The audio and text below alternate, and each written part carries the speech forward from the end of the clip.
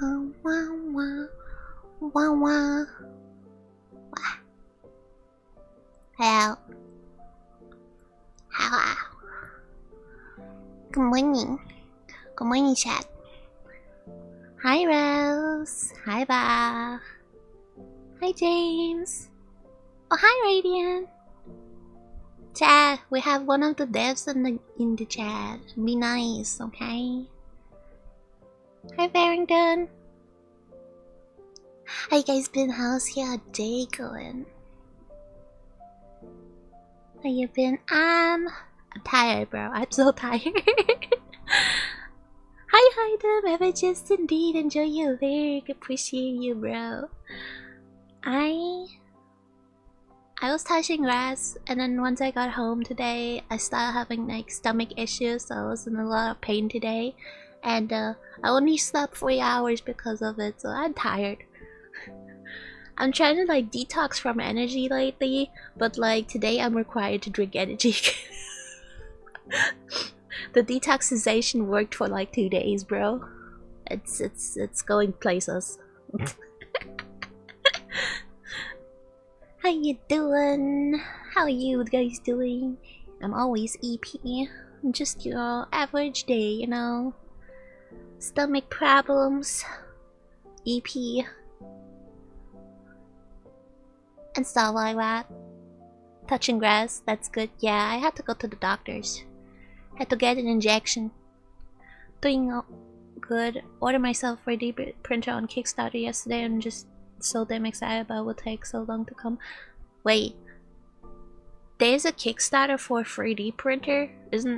Don't you like buy 3D printers on like Amazon, stuff like that? Or is this like some special kind of 3D printer? Aren't these things also like super fucking expensive? I respect it though. I hope it comes to you eventually within the next, I don't know, 2 years. How long do Kickstarters usually go? I don't know. I can never pledge on Kickstarter because they don't accept PayPal.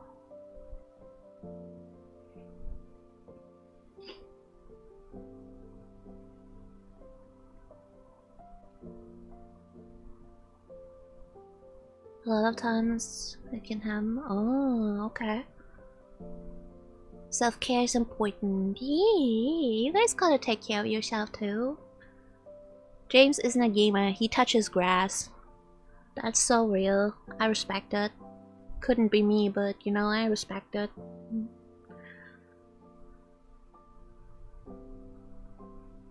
Sitting at work, watching it trying to rain. Wait, how does the sky try to rain? Either it rains or it's not. I love rain. When are we getting the next rain, bro? I want rain. Cost me 645 euros, but I got some stuff with it because I would want them later on anyway. Oh, 950 isn't too bad, honestly. Like I've seen prices of 3D printers and they're like going for like several thousands usually. I think 950 is decent. Can't complain, especially if it comes with like extra accessories. Sprinkles and stops, and starts again, then stops. You know what? I love that. Weather is bipolar today for you. But yeah, today I told you guys about how me simping for fictional characters got me a stream request for another visual novel, right? We're gonna do that today. This game is, we're gonna play the demo, Princess of World's End, and this game is currently in Kickstarter phase, so if you have some spare money that you wanna throw away somewhere, okay, throw away sounds a little rough, but if you have some spare money you wanna give to some hardworking devs, feel free to go and support the Kickstarter. I also linked the Steam page if you wanna like wishlist it or anything. And if you have any questions, one of the devs is in chat, so feel free to ask. But yeah, I'm gonna sim for fictional characters. This game is also like fully voiced as I understood, and it has very beautiful art. We would really appreciate it. We're nearing 100 backers. Ooh, that's cool. So good.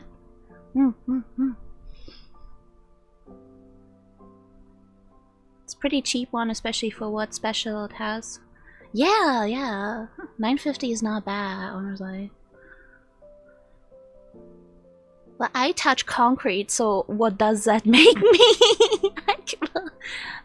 You know, concrete is I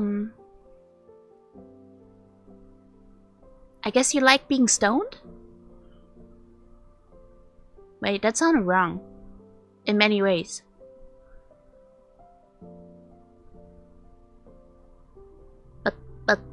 But technically, that's what you would call it? Question mark?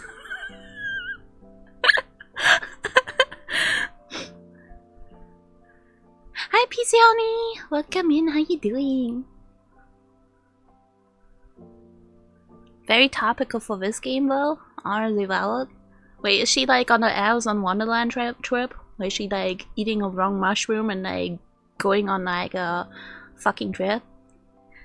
Hi Siani! Welcome in, how you doing?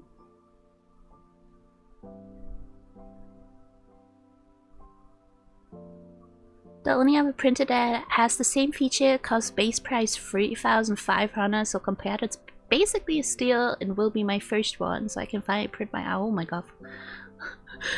It is so much.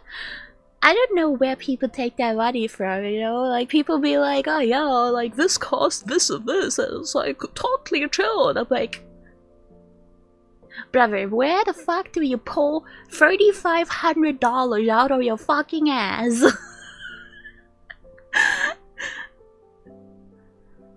You're not right, but you're not wrong. Honestly, so real. You should... I've played games before that I had... that I got sponsored, and I called the plot like literally 2 minutes into the game, just like in before this and this happens, because it's like common tropes in certain games or stuff like that. Or like I kind of like got the context of it and already called it, and then later on in the game, around the end, I would be like, oh, wow, damn, I was right. Oh, thank you so much for gifting our deaf friend itself. And thank you for the biddies, whale. Thank you, thank you, thank you. Ria touching concrete makes Mercula a mafia victim. My bad. Will happen again. The thing is, me touching concrete is like me tripping over my own feet and then falling face flat on the concrete. I am... Oh my god, every time I get new glasses, you know? This is kind of like a thing, I don't know, but like, up to, like, the people that work at, like, glasses stores, they warn you about it. But like, when you get, like, new glasses and your eyes got, like, severely worse than before, and you have, like, stronger new glasses, and your brain hasn't, like, adjusted to the new glasses yet, if you start walking, they will warn you to like be careful that you don't trip or fall or anything, because your brain hasn't adjusted to the new vision yet. And god, every single time I get new glasses, I fall face first on the fucking concrete. The first one, when I got my very first glasses, me and my auntie, we walked out of the store, I fucking tripped and fell on the ground, and my auntie be like, are you okay? And I'm like, uh-huh. So I get up, 5 steps later, I fucking fall again. My auntie is like, are you fucking okay? And I'm like, I don't know, bro. And then, last year, when I got my other new glasses, like years later, you know, I went to the store, I got my glasses, went to the bus store or station, and it was winter, you know, so I was walking carefully because everything was like icy, snowy, everything, like it was hard to walk in the first place. But I walked extra careful because of my first experience with glasses years ago. And I walked and walked, and eventually, even though I walked very carefully and slow, I still managed to fucking fall on my face. I was like, man, you can't make this shit up. Love your VTuber. Thank you, thank you, thank you. Today I have a comfy PT because, yeah, I felt like it. Hey, you like my fish Joel? Huh? This fish's name is Joel. A lot of people work 3D printers for work-related stuff and making prototypes for... Oh my god. Spence, thank you so much for the gifted subs. Holy shit. Thank you. Zeta Kamui, Romeo, Reaper, Fizzy and Milk the Second, Plain Goat, in... Enjoy your subs and the emotes. Jesus Christ. I can pay rent this month. That's crazy. I mean, work-related stuff, making prototypes of parts of products, and others sell their prints and make their money back free. That's true, that's true. Also, like, people use like 3D printers to like make to print out their 3D models and stuff like that, like for figure prototypes and stuff like that. I really like that. That's so cool. I kind of want to do it one day. Hi Arham, how you doing? Welcome in. We're only $99 away from our next milestone on the Kickstarter. Any bit towards that helps. Hey chat, you heard you heard it. If you have some spare money, go support the Kickstarter for this game. It's in description box if you're on YouTube. I love VTubers with a post model. Oh, thank you, Sab. This is like a model I got on Booth and like the body, and then I add my face to it. I'm too poor to like afford like custom made, but I'm working on getting a post model from my model mama one day when I have $4,000. Kill me. The fish makes me think of those dating app fish memes. So true, so true, so true.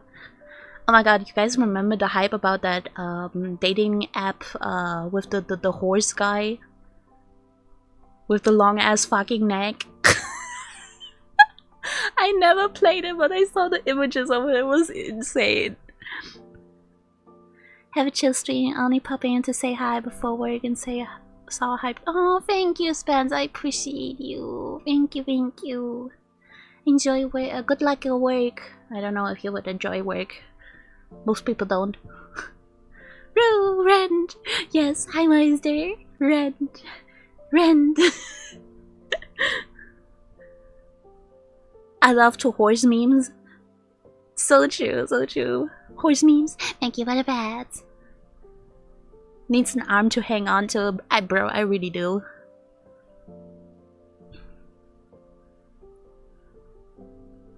Guess I'm KO'd now. Wouldn't recommend that. Damn, Ray, your glasses are cursed. I swear they are. I be tripping everyone these days. They do be. Today was hectic. I was very busy with my business and now I'm free for your stream. So how was your day? My day's been going okay. How's you, Arham? I'm sorry you had a busy day though. What kind of game is this? Horror action? No, this is just a visual novel. Anonymous gift, okay. Oh, thank you, Anonymous! Back as one of our regulars, so thank you so much. He deserves it. But yeah, this is a visual novel. I've not played this before. We're gonna play the demo. If you like the gameplay, make sure to support the Kickstarter or at least wishlist on Steam. It's all in the description box if you're on YouTube, and for Twitch we have commands. But yeah, let's get started. I've been yapping too much. Let me see settings first.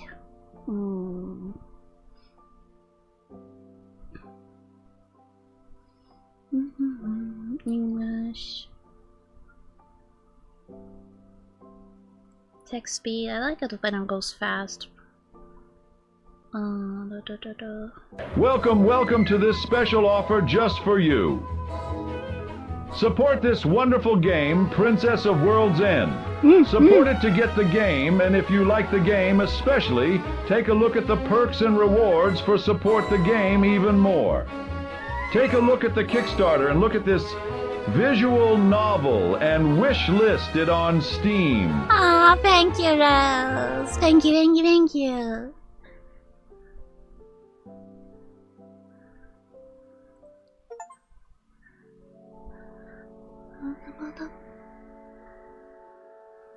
The Awakening.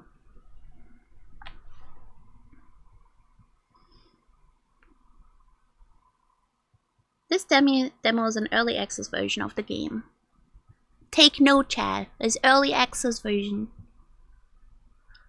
Yeah, my chat is very wholesome. Everyone's very supportive. I'm very grateful for that. We love indie devs here. We love supporting indie devs and indie games. So, you can catch up with chat. I have a few things. My day was busy, but you can say it was fun. I have more sales than any day, like a record, so I'm proud of my record. Hell yeah! Good job, Arham. Good job.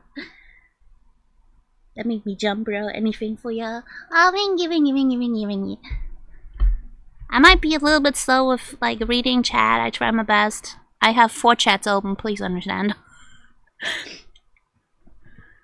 Please understand. Why is it so dark in here? I don't know why, but it's always fucking dark in my room. Like, I like it when it's dark during the day because the sunlight fucking kills my eyes, but at night I'm like, why is it so dark? I have a feeling Rose is about to cook up some big here soon. Something big. Yeah. Rose is just waiting for me to start something for fictional characters. I can tell. It's okay, I understand. My friend reads 6 chats, it's very yeah, it gets very stressful sometimes. But I try my best to catch up with chat all the time. We appreciate Rose in this house. Content in this portion could change when it is fully released. Chat, take note, it might change.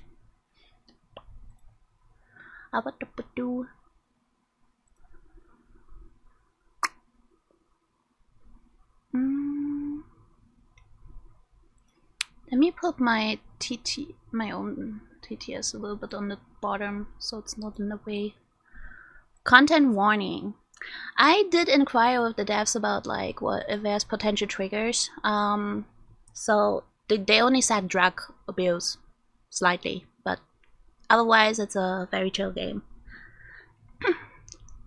So no need to worry. It's not like in Type of Blood. Type of Blood is a really good game, but god.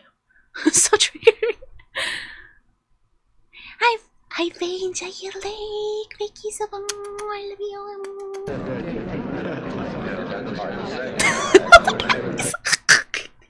I love with the pebble castle.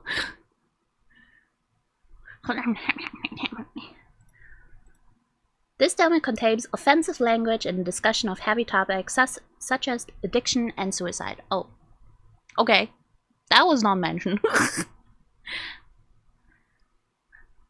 PP, I'm so sorry. I have TAT off. Hold on. Let me turn it on for you. I'm just. My God. Choo choo. What's up? Is that a baguette? It looks like a. No, it's not a baguette. It looks like a baguette though.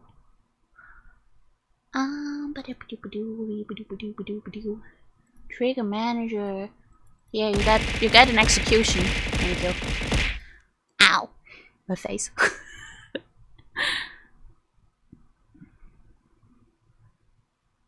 Warning, this is a very modern Indian AA game.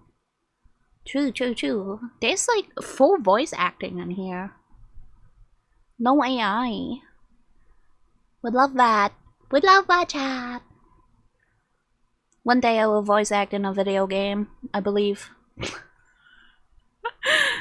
Choo choo. Thank you so much for the hype, Jay. I appreciate you guys. We got hit with the Gatling. So true, bestie. So true. You do more than your best. You're awesome. I wish I would be as patient and cool as you. No, you have to thank you. I appreciate that. Thank you.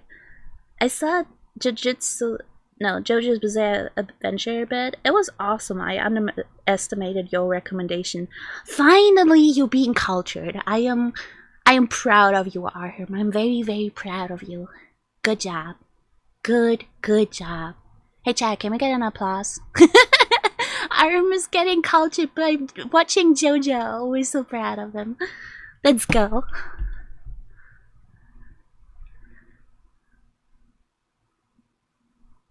Whee! I do some casting in the industry, so feel free to reach out to me. Maybe we can cast you in something. Oh my god, I would love that! I would love that! Please! I don't do auditions often at the moment because I try to like take part in a lot of coaching sessions and stuff.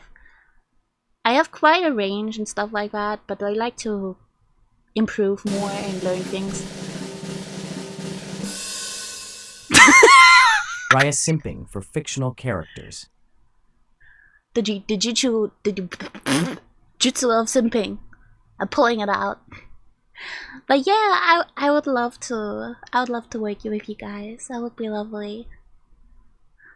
I'm gonna go all fucking nuts on it, trust me.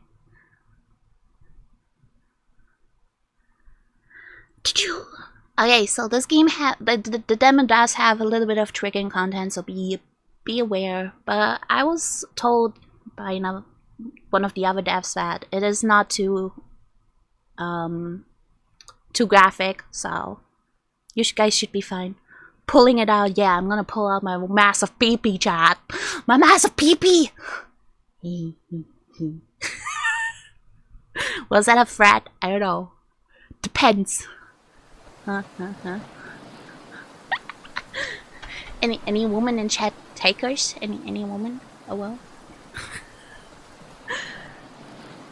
The rain pours down into the ocean, filling it with itself and becoming part of something so much greater. Raising it to greater heights, it offers a salty taste to the gods in the night sky. Where do we go when we die? That's a good question, brother. That's a very good question. Where do we go when we die? Chat, giving me your most unhinged answers for that one. I think, if I die, I want to go into like a place where there's a bunch of women with a lot of tits of all sizes, boobush, and I'm gonna be like boobies. The ocean cries out to the sky above. Only time will tell, the sky responds, looking down upon its tiny child throwing a temper tantrum. I don't know if you could call the ocean a tiny child, but I respect it. Are you a dog? Having everyone else's. I don't know, I have more cat energy than dog energy, I would say. I'm too crazy. Booby heaven. Booby heaven indeed. I love booby heaven. I believe in another reality in your life. I respect that. I'll be a cat and have like 8 more lives. If I have not already lived more lives, considering like how chaotic this one is, I would say I already had a few couple lives. Die now and go to Booba Heaven. This is a special offer just for a select few. If you heap this, you will get Booba Heaven.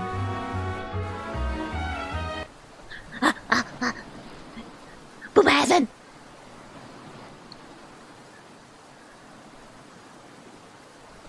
When we die, we should go to Kirby Air Rider's world. Oh my god, I haven't played a Kirby game in ages. I need to do so. You know, my wings are kind of in the way, so let me get rid of them. Oh, my keyboard died. Ok. Let's plug this bitch in.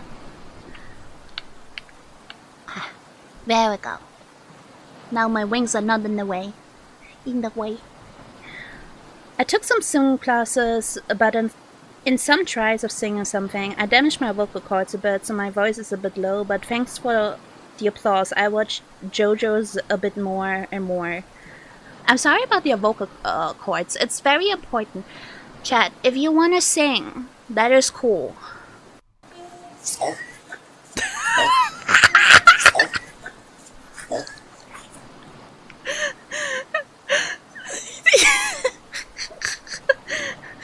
Thank you, Russ. But like, if you wanna like sing and voice act or do anything with your fucking voice, heed my warning. Do not start without doing vocal warm-ups first. Every day. Every single day. 2 hours of vocal warm-up. Otherwise, you're gonna hurt your voice. Please, also stay hydrated, you little fucks. Okay?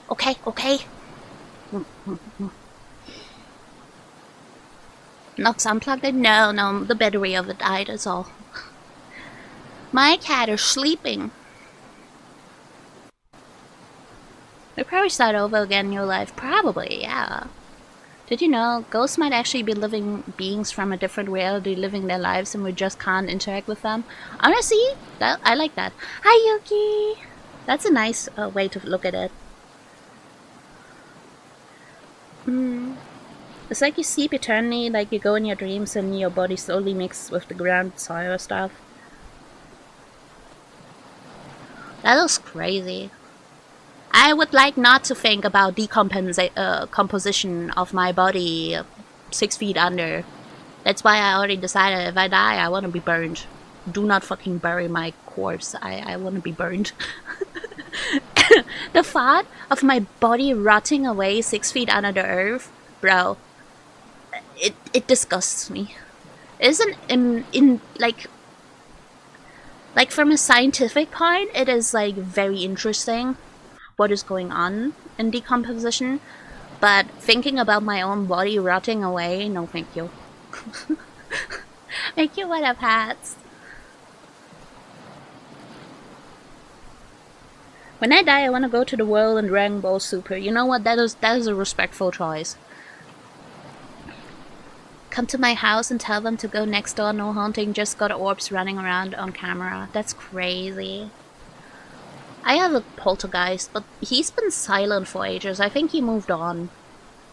I've been living here for 9 years, but the first couple years were chaotic as shit, man.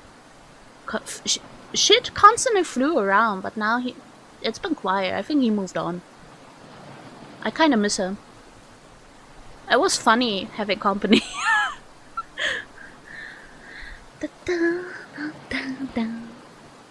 This is no ordinary day in the Atlantic. Something sinister is abound. The waves rarely behave this way. I'm out of here. Bye, SpongeBob! Sirens blare from the crashing waves and foreboding atmosphere. This but a sign of things to come. That's your poltergeist. So true! He didn't even leave a goodbye message or anything like that. Just up and went. Left, you know. Maybe he was like, okay, this bitch has a cat now. She's fine. He doesn't need me. There's no happiness here. All humans must drown. No life, no love. That is so depressing, bro. Doesn't make a difference to the ocean. More food for the fish. It loves those who inhabit it. I mean, that's one way to look at it, but also it's so depressing. Oh, the cat ate the poltergeist. Hey, Nox, did you eat our poltergeist friend?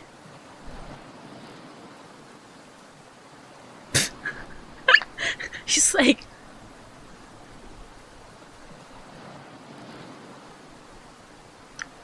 Nice answer, child. Nice answer.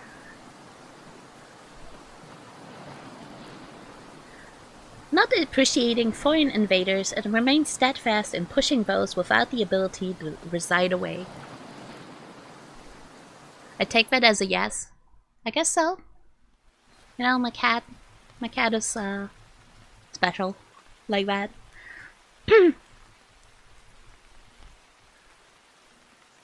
Since the orb started, the polecat stays outside more. Oh, I have a cat that goes in and out of the house at will.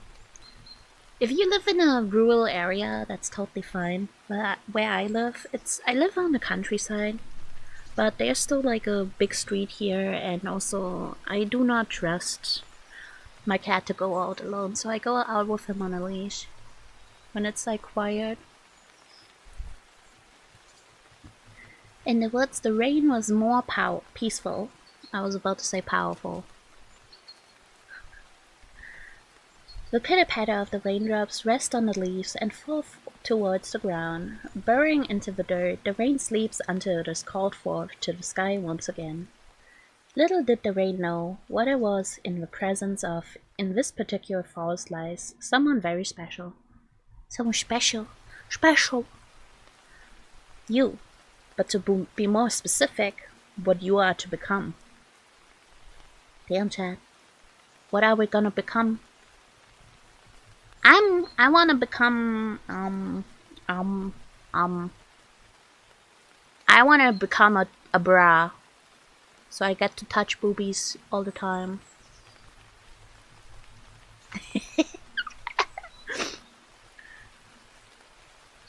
Or a cat.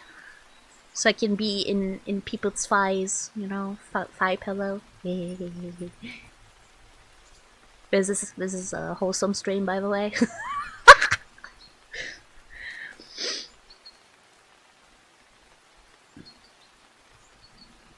Come to my town. I'll take you to a house so full of scary stuff it would be like a test of fear.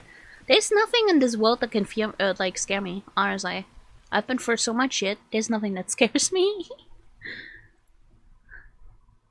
I like spooky stuff. I want to become an eternal toddler, I respect it. Never mind that. These details are meaningless. For this is a tale of a princess in a doomed world. Wow, that is a very positive retrospective of a doomed world.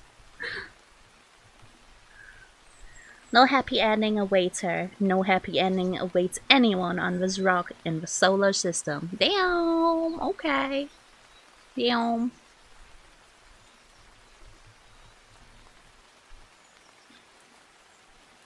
I'm not judging your wishes. I said I respect it. I wanna be the very best like no one ever was. Hold all breasts up like this and fight the back pain. Bra bra bra. So true. Wait until you find out where the doomed world is located and you will get it. It's in my butt. I mean, what?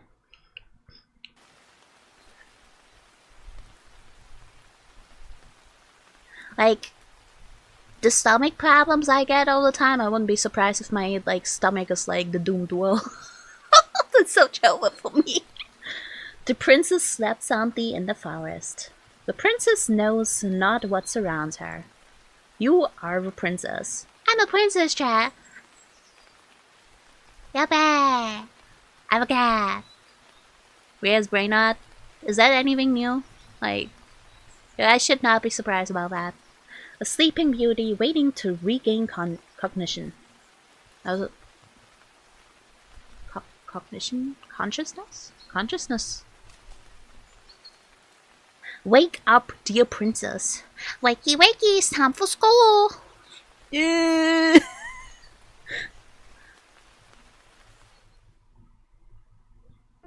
played a horror game once known as Devour, do you know? Oh yeah, I played Devour once with folks, but I didn't really enjoy it. Can I be a princess too, pretty men? Yes, yes, we're all princess. Everyone can be a princess. Just put like a crown on your head. As long as you think you are a princess, you are a princess. The mentality thing. Enter her name. Damn, girl looks so done. Just like me for you. Name.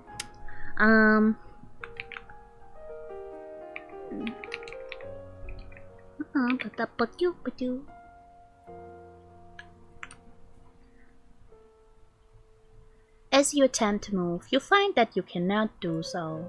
Numbness has taken over. Your body feels as if it is a statue.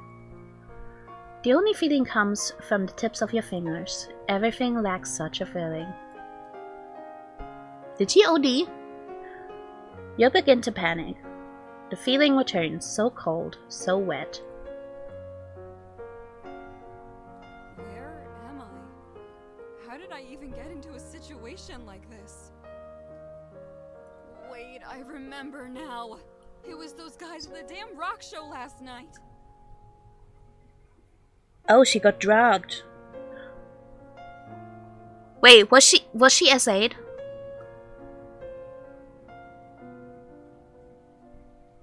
Fun fact, the other game we worked on most recently, Ink Inside, is all about anyone being able to be a princess. We have they, he, non-binary princess in that game. Hell yeah, based.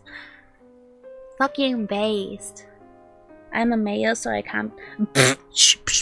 Bullshit. Anyone can be a princess regardless of gender. As I said, it's a mentality thing. If you think you're a princess, you're a princess. It doesn't matter whether you have a fucking dick between your legs or a pussy. End of the story. Most likely, yeah. That's a rough style.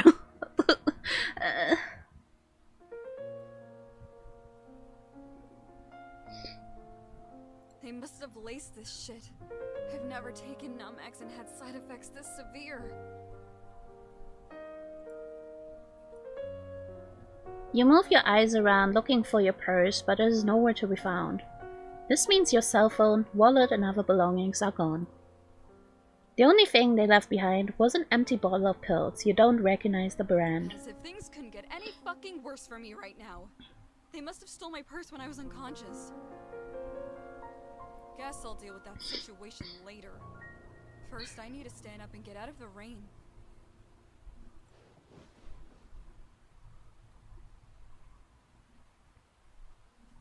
You are able to slowly stand up and move under the cover of the trees. You're able to slowly stand up and move under the cover of the trees. Everything is in so much pain. Your head is pounding. If I can give a little bit of feedback, this flashing thing here, you might want to put an epilepsy warning at the beginning of the game. Or like give an option for quality of life to turn this off. It feels like it is about to explode.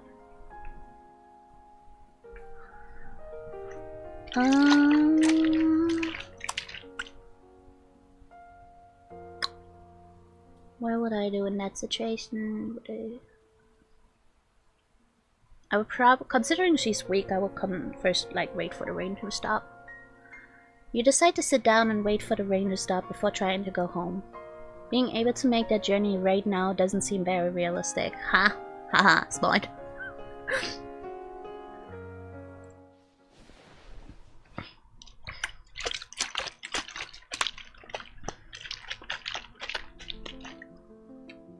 I was starting to think the rain would never end. Thank goodness. After a long time of waiting, the rain comes to pass. Your body is extremely cold. You cannot feel your skin at all. You won't last much longer out here in the cold night.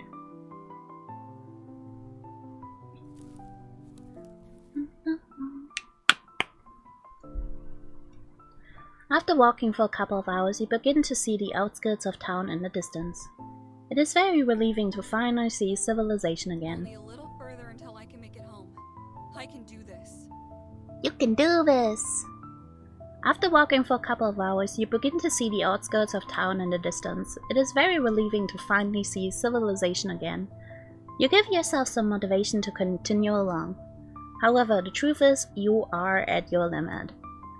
In the back of your mind, you know that you still have a long way to go before you get to your final destination. Final destination, chat.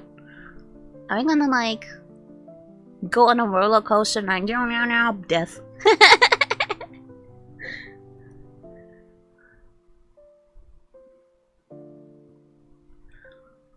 As you walk through the countryside, you notice a house that still has its light on. It looks as if it is a small, older home, one that has seen a lot of history. Those movies are crazy. Yeah, the Final Destination movies are crazy. I kind of like them though, because they're like so unrealistic and insane, but they're like so funny.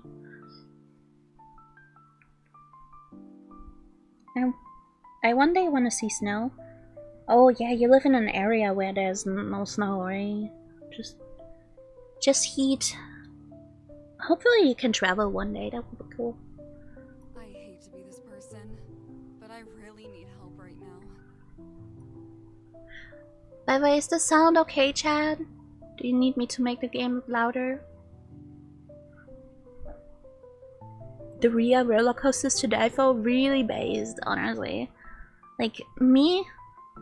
Did you guys hear the story about that one roller coaster that has like, the roller coaster of death that has like so many loops that go so fast that you would die during the ride?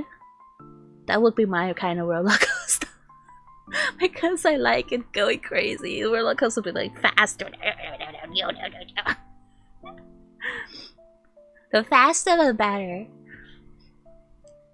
It seems fine to me? Okay, okay. The game voice is slow. Oh, it's already on max. The euthanasia coaster? Yeah. They shut it down, that project. Kind of sad, but like imagine you're like, you know, you're terminally ill, you know you're gonna die anyway. Might as well die in like a fun way, you know? Why just like vegetate in front of you somewhere rotting in a bed until like death comes to take you? Might as well like go on an adventure.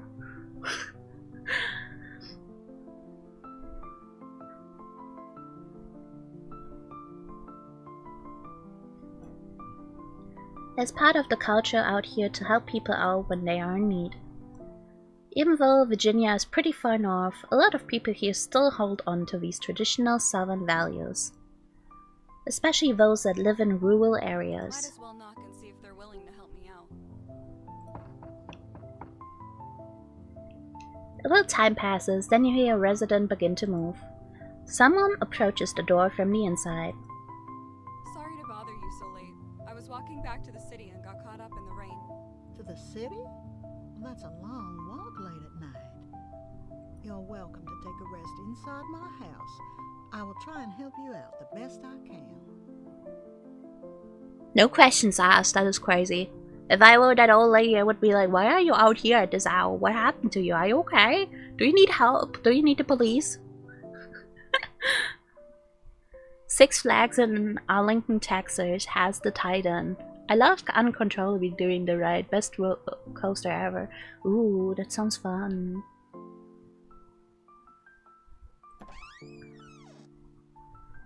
I stood in line for 3 hours with my friend Matt in Phantasialand for the fastest roller coaster in all of Germany. And the ride was like less than 2 minutes. It was that fast. It was like and then done. I was kind of disappointed at how short the ride was, honestly.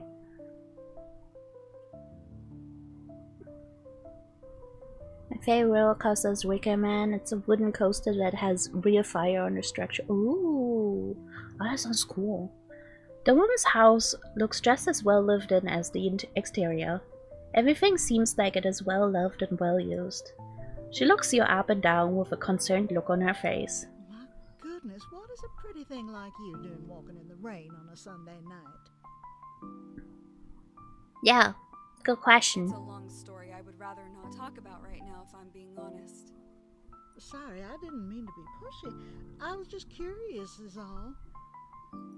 My name is Curiosity is cat stuff or something like that.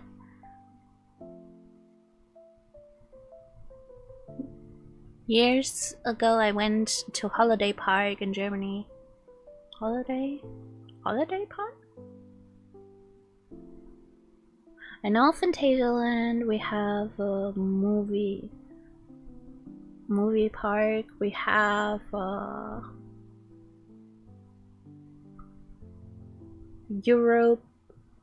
Europa Park.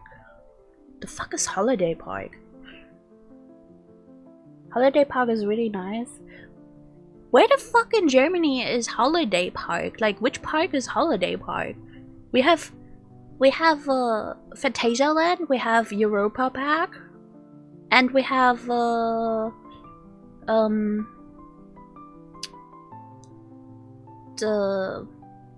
movie park, the Nickelodeon-based movie park.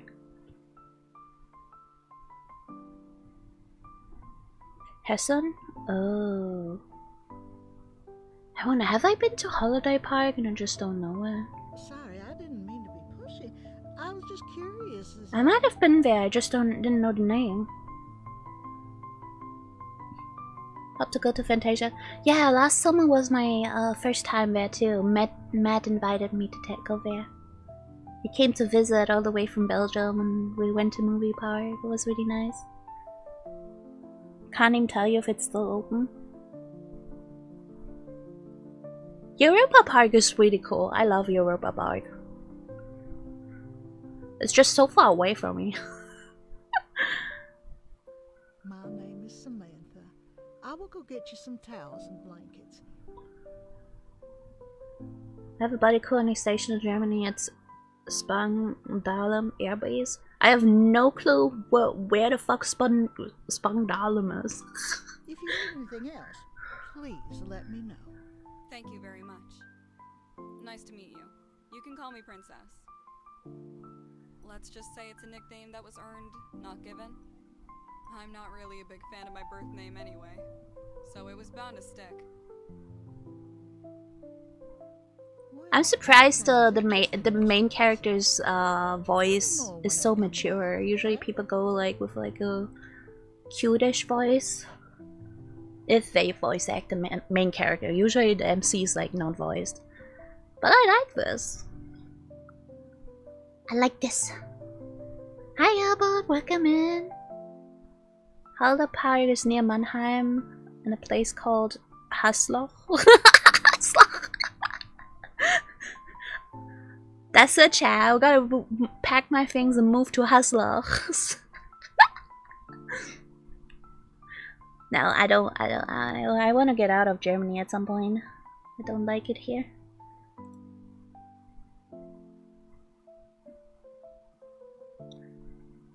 Samantha is heading towards another room in the house. She moves slow, not because of her physical health, merely just to show she trusts you. It seems like she will be gone for a while, judging by how far away she walked and how slowly she moved.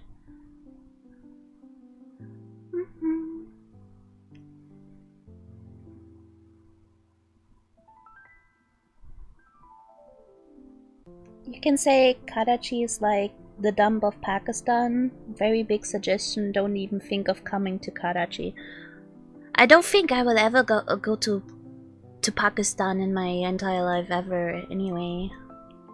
Not that I wouldn't be interested, but like considering how the situation is in the south, I wouldn't. And as a woman, yeah, I don't think I will ever go in that area. To rifle through her medicine cabinet is a crazy choice. No, we're not a drag gang. We're gonna stay here and try to stay calm. I'm fiending, but I also have to control it. Where would you want to go? I originally want to go to Netherlands, but Netherlands is also going to shit, so I'm probably going to the north, Sweden or Norway. Where you wanna go? USA, France, the UK? No, neither of those choices. Japan would be so cool. No, like Japan is cool to visit, not to live in.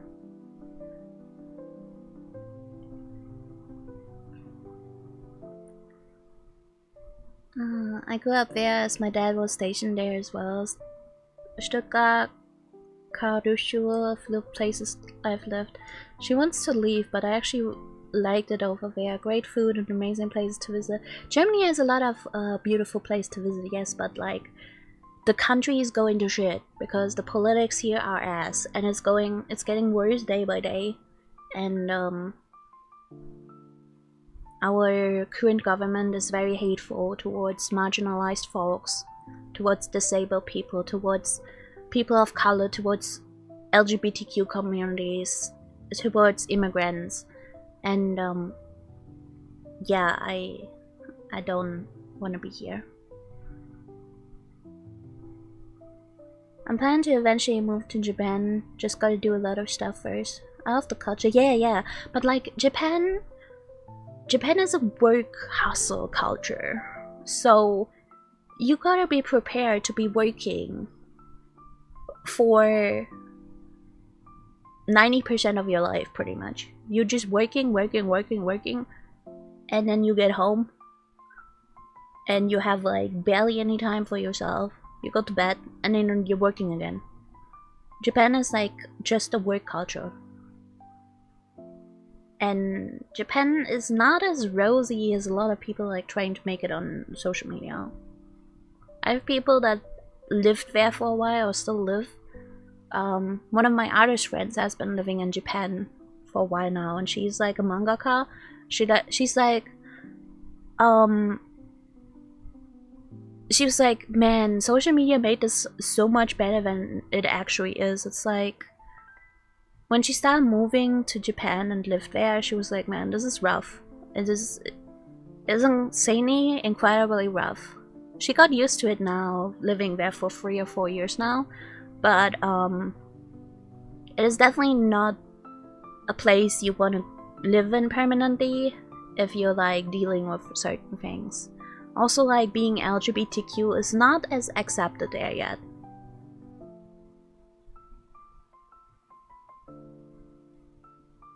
Sounds good. Those are some of the happiest places, I think, and education is also good from...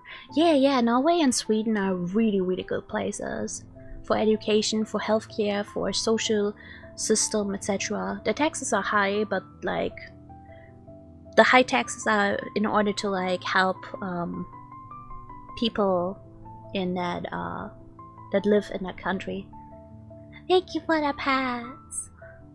There's some good companies to work for in Japan though. I have some friends who work in the industry over there who lovely. Yeah, definitely, like Kadokawa, like a lot of really big companies that are really nice over there. If I could like physically do the work hustling culture, I would consider Japan too. But it, you know, alas, I'm disabled. I cannot push myself to work like 60 hours a day.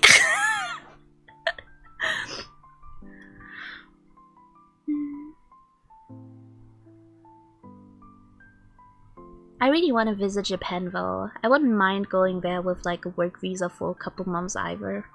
But like permanently live there is probably not something I would do.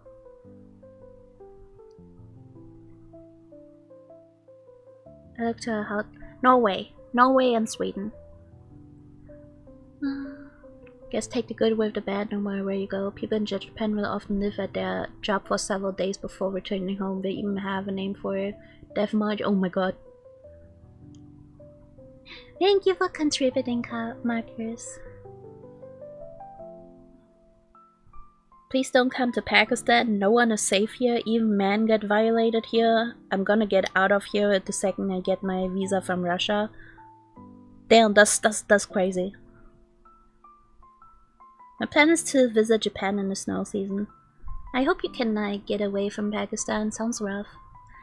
Hi Marcus, how you doing? Welcome in.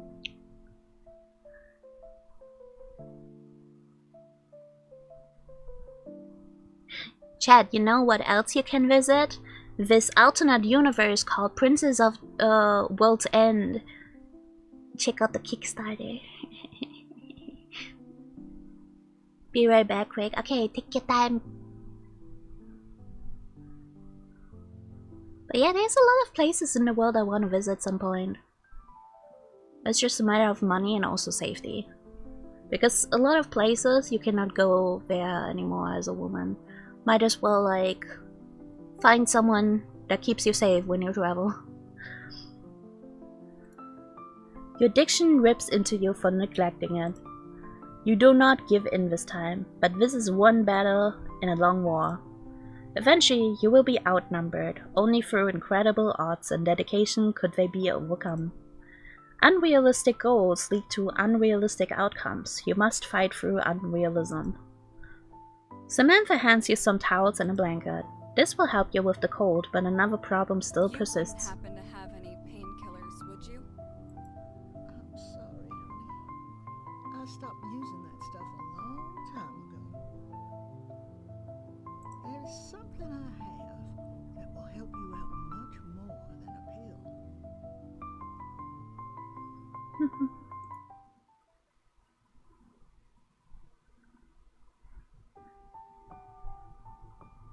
You can rent a mom in Japan. Samantha? They treat you like Where they're are you?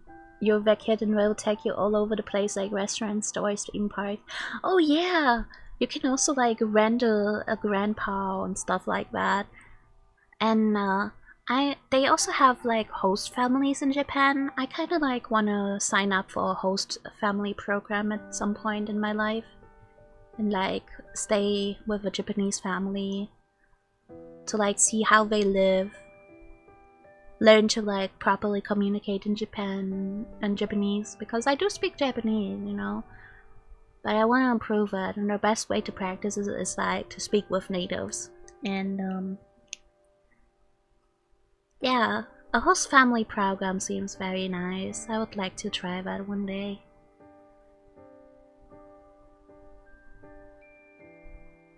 You'll need an alternative universe to visit sometimes or all the time. So true, so true. Hi Lux, welcome in.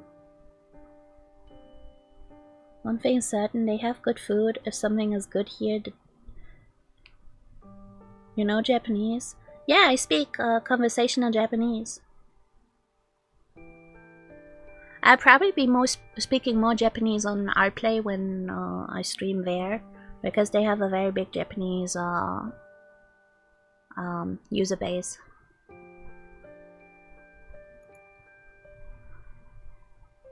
I see some places are now closed to visitors because of the disrespect. Yeah, Japan is closing down on a lot of things. Thank you for contributing, Rose.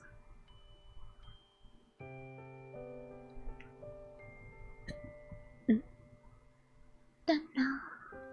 After waiting a while, you start to get worried she may have dozed off or something. After you call her name, you hear her begin to approach. You hear her footsteps approaching. Seems like she heard you and is coming back. Looks like you're awake now. Here, these will help you dry off. Samantha hands you an immense amount of blankets and towels. Wait again? Is she tripping?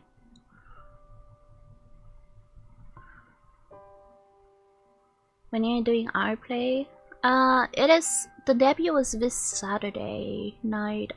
Or was it Sunday? Sunday or Saturday? Either of those days. This weekend is my debut on Rplay. On the 30th. I came back and the ads were over. Yeah, let's go.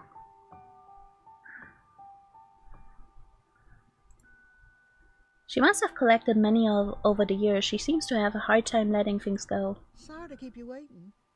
I was busy fetching some medicine to help you out. Need an account to get for you. Oh, thank you, Rose. I appreciate it. Also, if you tag me on Rplay, I didn't get a notification for a tag. I'm sorry. I don't know how the notification system works there yet. Like, in the normal notification box, I did not get any tags. But I will see if I can find where you tag me. Don't worry about it. I'm just glad you're still awake.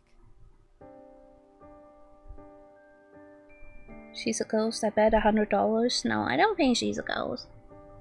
It looks like the pills have taken a toll on you, honey. Wait, how did you know I was on pills? Let's just call it intuition. from someone with a similar experience. Thank you for the pets.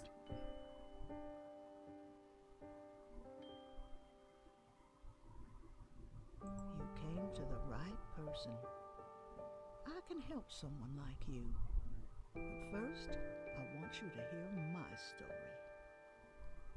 Yes, of course. My guess, considering her looks, she's probably the MC's future self. She looks very, very similar to the MC, just an older version.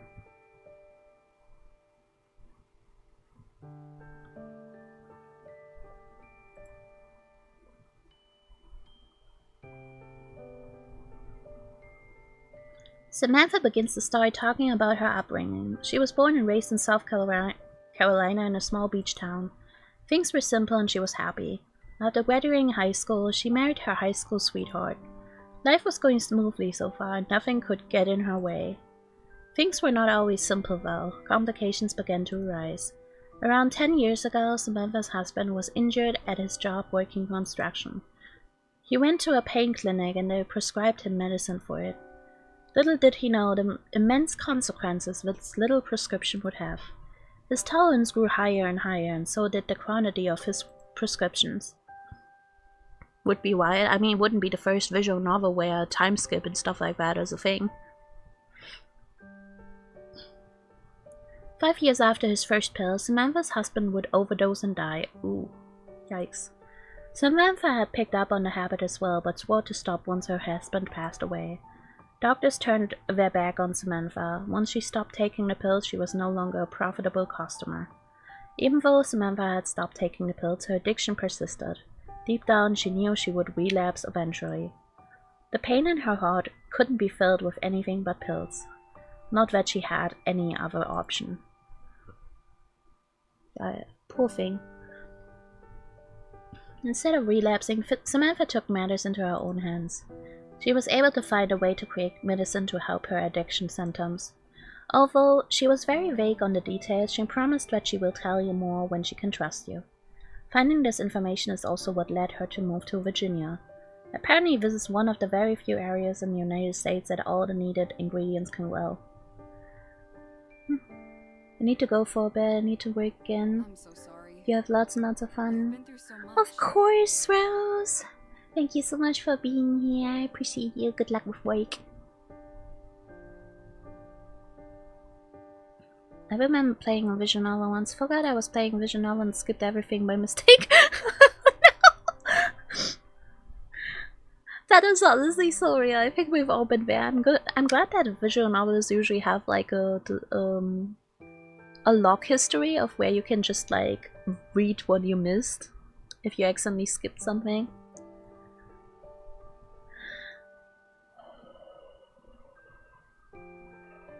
But yeah, been there, done that. I've definitely like zoned out during playing like visual novels and like eventually be like, oh, Hi Wana, welcome in. Losing someone to addiction isn't something I would wish on my worst enemy. It is still the most difficult thing I have ever been through in my life. The past is the past, though.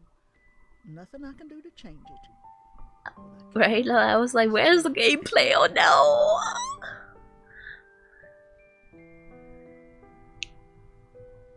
Is that why you started creating your own medicine? Yes, but I can't share it. If they find out, then they'll prosecute me for distribution of illegal drugs.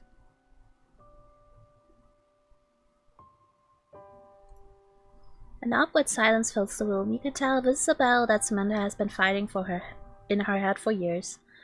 The reality is that anything that cuts into the profits of modern medicine will never be promoted or allowed to exist. Any threat will be outlawed or exterminated by the great forces of capitalism. So real. Money over morals is a lesson learned through hard-earned experience, not just from her, but from many others like her. Even if I cannot publish my discoveries, that doesn't stop me from being able to help people like you.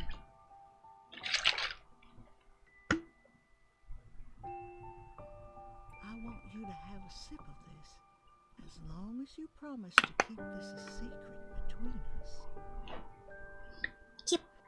Keeping your cape a secret. Na, na, na, na. I suddenly have the theme of Pretty Little Lies in my head.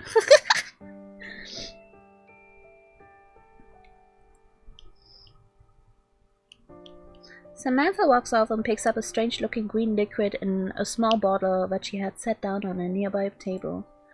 As she presents it to you, it gives off an incredible aura. You could tell that it took a lot of effort to create. Sure thing. I trust you, Samantha. I won't tell a soul. Sure, I trust a random strange woman that I've just met 5 minutes ago and drink the weird-ass potion that she's giving me. Sure.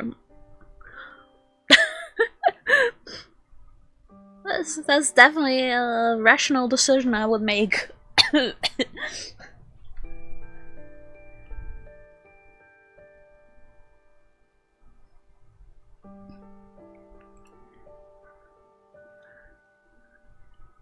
Thank you, love hats.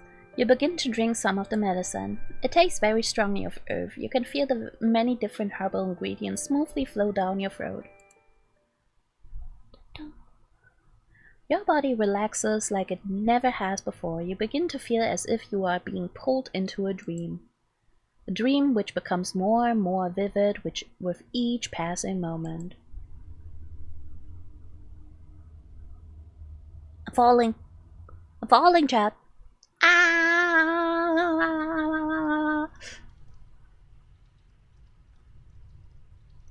Crystals! Crystals! I love crystals. Ah. You open your eyes and are suddenly blinded with an incredible powerful light. It seems you are in a cave of some sort, filled with crystals illuminating it. Seeing out of the exit hole is impossible, but you can hear the rain coming down outside. Where am I? What is this place?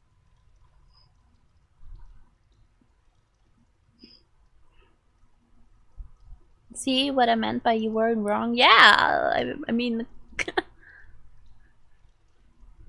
Okay, but like, realistically speaking, who takes like a random strange weird-ass potion from a stranger? But then again, she's a druggie, so also like, Let's go on an adventure! Alice in Wonderland edition. As you turn around, you see the body of water is even greater behind you. This place gives off a mysterious aura. It is hard to describe exactly. It feels almost as if you are being watched by a higher being of some sort. It's really hard to tell if this is just a crazy dream or if this is really happening. Either way, I need to get out of here. This place kind of gives me the creeps. What do you mean the creeps? If I were in that cave, I would be like, oh, you know what, I'm not leaving. There's crystals there and it looks so peaceful. I'm not leaving. There's no people. No people. Oh my god, rain. Floating islands. Love that. After exiting the cave, you see a long path going into some mountains covered with forestry. Food would be a problem? I don't know. There was water, so there's probably fish or something like that. Sounds of arrival. What could possibly go wrong? Right? Yeah, just hermit in a cave. I mean... I mean, we used to be cavemen, so... My hair's in my face. What is going on? This can't be real. I'm sorry. I think my sinus are starting to become clogged again. The rain is even colder in this place than the forest you woke up in before heading to Samantha's, although that world seemed like a faraway place from wherever you find yourself now. Rocks float in mid-air above you as if held up by some supernatural magical force. With no other options, you follow the path into the mountains.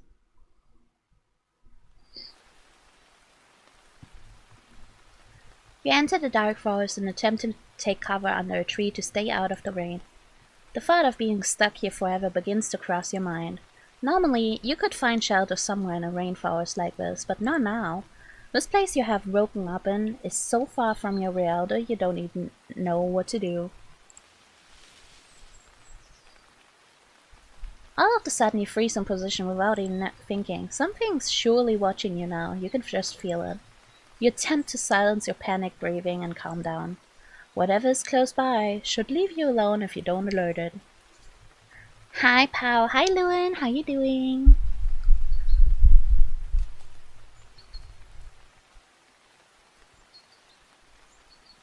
Breakfast break? Hell yeah, enjoy breakfast. Floating rocks, no, it's fine. Maybe? I throw rocks through your window. Eh, threateningly.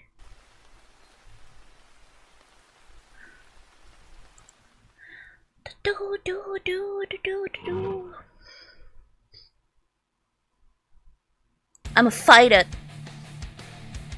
The veins in your head begin to rush as blood starts flowing rapidly in your eyeballs. Every hair on your body stands up as it feels like your skin begins to feel. Man, that music goes crazy. It goes hard. I can't even focus on the text. I'm just vibing to the music.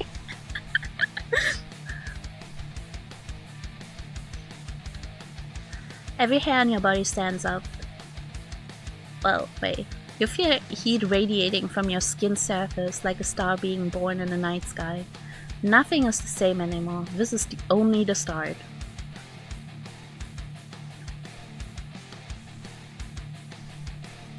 Why am I purple?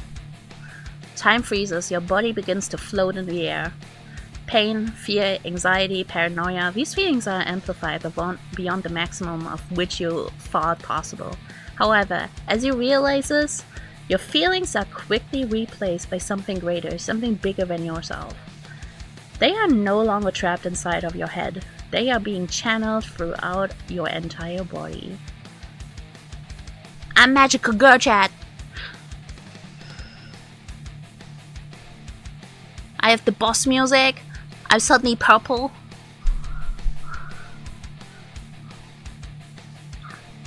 I'm gonna like nuke this thing.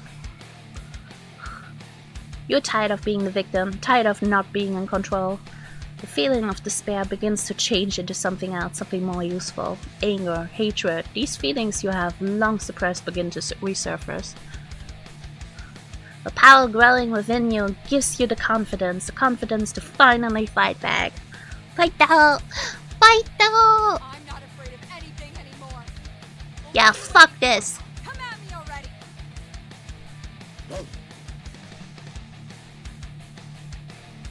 Responding to your taunt, the creature begins to attack. You can tell that there are no thoughts behind those eyes. It is acting on its nature. Just like you, it is controlled by the power it wields. It is inevitable that it will attack a greater power that threatens it. Is that a werewolf? The creature's hind legs show the earth, preparing it forward. It is as if you can see it moving. Oh my god, that flashing background hurts my eyes. Holy shit. It is as if you can see it moving in slow motion. Your perception has become inhuman. Judging by its speed, it is no match for you, merely a test to see your true capabilities. With this power you can obliterate it without a second thought. As if by instinct, you begin to concentrate your energy. Your newfound power begins to flow through your body and into your hand. Almost as if opening a faucet connected to a massive body of water, you feel an almost unlimited supply attached to you. Hey Pancake, welcome in, how you doing? Whatever power you are channeling is nothing compared to the greatness of its source. Magic circle. The creature approaches, slowly but surely, violently running at you before you can release the attack. Little does it know that its fate has already been decided. You feel your veins begin to pulse, almost as if executing a pre-programmed command. It is not just the power you are channeling, but also the knowledge of how to use it. Say goodbye, you furry fuck! Hell yeah, cussing! Love that. A black bullet flies out of your hand and cuts through the air at the speed of light. Even with your ability to see the events around you as if they are happening in slow motion, you can barely keep your eyes on this attack. It surges with power and seeks to destroy anything in its path. Go fast. Fast as fuck, boy.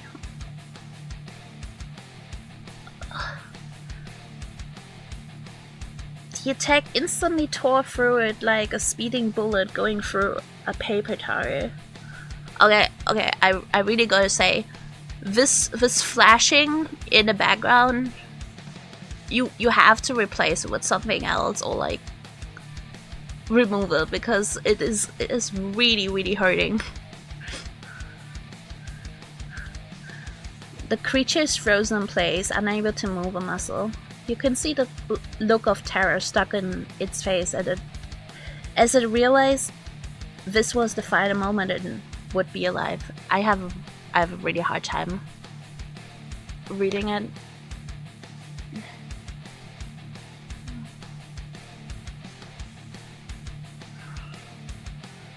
Just as quickly as the bell started, it was over. Damn, she high on adrenaline now. That's crazy. Taking a life with no remorse. This is not something you thought you would do. Why is she coughing blood now? Huh? She didn't take any damage. Why is she coughing blood? I believe it is a placeholder, but yeah, it's not great. Yeah, I don't know if it's supposed to be staying permanently, but as someone with epilepsy, it's it really hurts.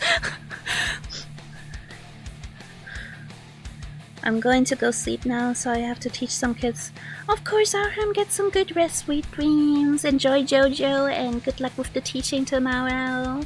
Have a good night. Thank you for being here. Appreciate you. Had a good time, yeah, have a nice day. Thanks for every applause, and I keep commenting on every post. Oh, thank you, I appreciate you. I have vertigo, so it bothers me too. Oh no, I'm sorry.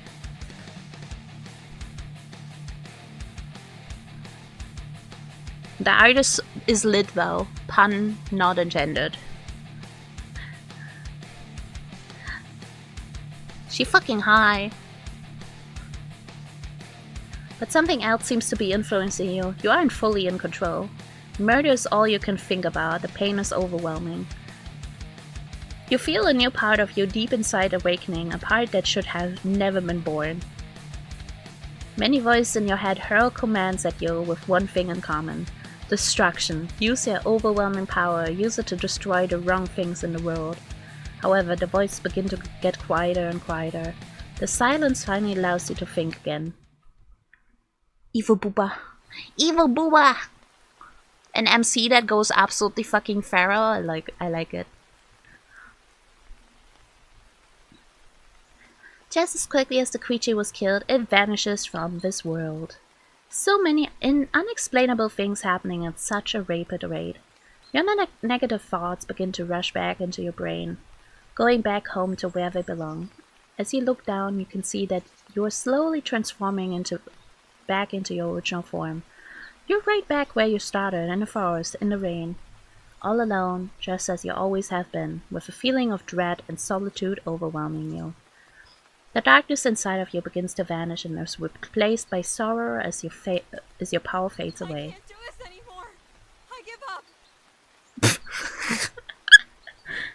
Hi teaser, welcome in. Guess I'll be stuck in a goddamn forest for the rest of my life. In whatever fucked up world I've somehow ended up in. Bella crash out, pop off queen.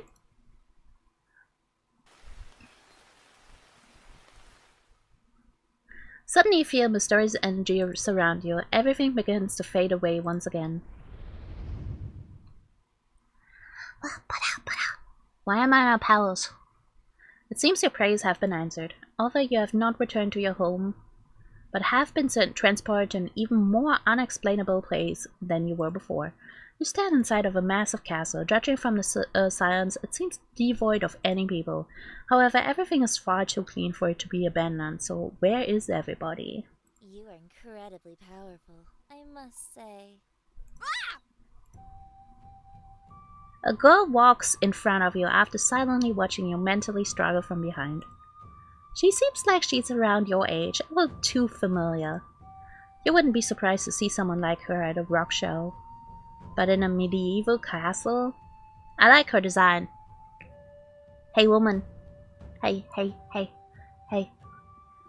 lady. You free tonight?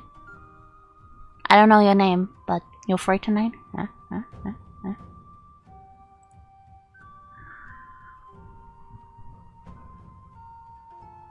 This just doesn't add up at all. Nothing of this adds up. But just curious. What type of magic was that? I have no clue, Bessie. Magic? Is that what I was doing? You don't know about magic? That must have been your awakening then.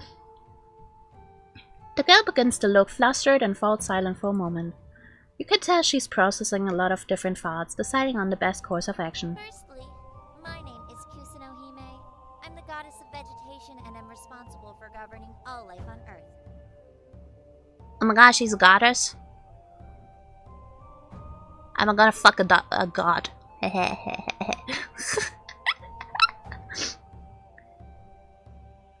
Secondly, you have a lot to catch up on. I'm going to guide you to my sacred library to do so.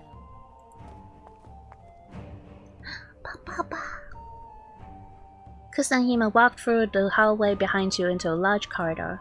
She walks in a hurry, although you don't see any reason you have to be in one. You're just happy you aren't getting attacked or rained on. At this point you will take what you can get. You aren't going to ask any questions. Yeah, why ask questions? Questions are boring, right? Knowing what's going on is boring, is lame. Let's just see what comes. Take things one step at a time. At face value. Sounds about right. That's certainly a mentality I can respect. Not something I would do, but I respect it. Kusanhime walks over to the desk on the right side of the room. She grabs a book from inside one of its drawers and then walks over to you. Looks like your spiritual energy is low. You do not have much time left to remain in this world. Before you return to where you came from, I want you to absorb the knowledge of this book I wrote.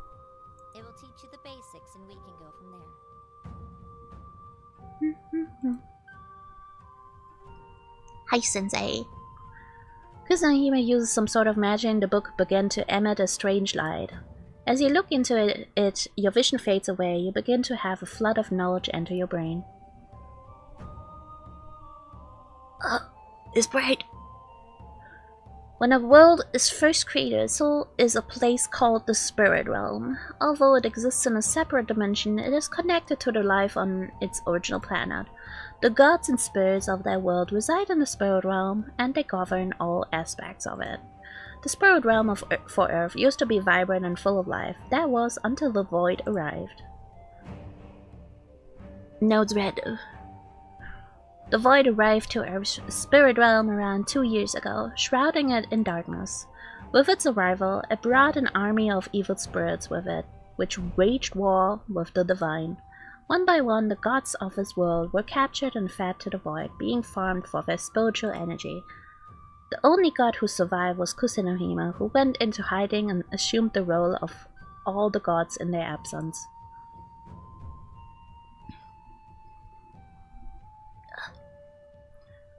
What could go wrong? I'm fine, it's fine, everything is fine. This is fine meme with flames all around us. The Void is an evil spirit that has the power to travel to different spirit realms and consume that world's spiritual energy. Once it consumes enough energy in that planet's spirit realm, it then transports itself into the real world. This requires an incredible amount of energy and takes many years to do so, but once it happens, all life is instantly consumed. Once it sucks a planet dry, it moves on to the next, in an endless cycle. The Void here on Earth is nearing completion, meaning that unless it is defeated, it will destroy all life on Earth in approximately 6 weeks. Okay. 6 weeks. That is weirdly specific, considering she's a druggie and she's like on some weird ass fucking potion. I think she's like on a weird ass drug trip right now, and this is a scenario her mind comes up with in order to like warn her, hey, you need to like get your shit together, otherwise you're gonna die soon. And yeah, we're going through a fantasy scenario for her to like have a change of mentality. That is my assumption of how the story is gonna go. No plant that has ever been infected with the void has survived or been able to destroy it. If I could get a potion that would send me to a fantasy world, I would take 10 please, but there better be Nikos. So true, there better be some cat girls. Well, I prefer fox woman. As you can see, things are not looking good at all. But not Hi Red Panda, welcome in. I've been hiding in this underground secret base to analyze the void and may have found a weak point. If I can train you to use your power to its fullest capabilities, then it should be possible to take it out. Why me? You seem like a pretty capable magic user yourself. I would take the next train to Catboy Town if I could. So true! Catboys. So you tell me, you prefer Fox Girl over Best Girl Nia? I like Nia, don't get me wrong. I like her sassiness and stuff. But I'm a Mithra girly. Also, I love Haze. You know, the healer blade that ends up dying because the weird ass creepy Pope guy stole her life force and made her into a flesh eating blade. I'm so sad. Poor Haze, she deserved better. Also, in terms of Xenoblade universe, I'm a sucker for Jin. Like, have you looked at that man? And don't get me started on Bridget. Don't get me started on Mommy Bridget. Oh my god, I love you. I wanna play League of Legends because too now. I know what I'm gonna do online. I'm gonna like, you know, I'm just gonna like grab my Switch and gonna play Xenoblade 2 again. Haze wasn't turned into a fleshy. Malphus took half of her core crystal, made him. Yeah. I forgot what the opposite is called. I know she's in the flesh eater. I know he was the one that's why I said he took her life force. I just forgot the word blade eater. Okay. I wanna play Xenoblade 2. I think I'm gonna grab Torna. I'm gonna replay Torna. The truth is, I can't use any combat magic. My specialty is in other areas. Oh wait, I can't play anything after stream. I have to go to bed early. I have physiotherapy tomorrow. I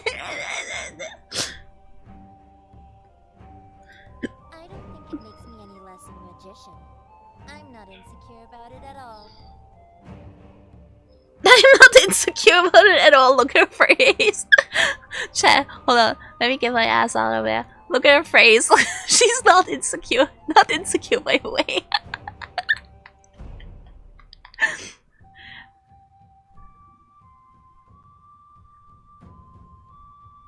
Not insecure, by the way.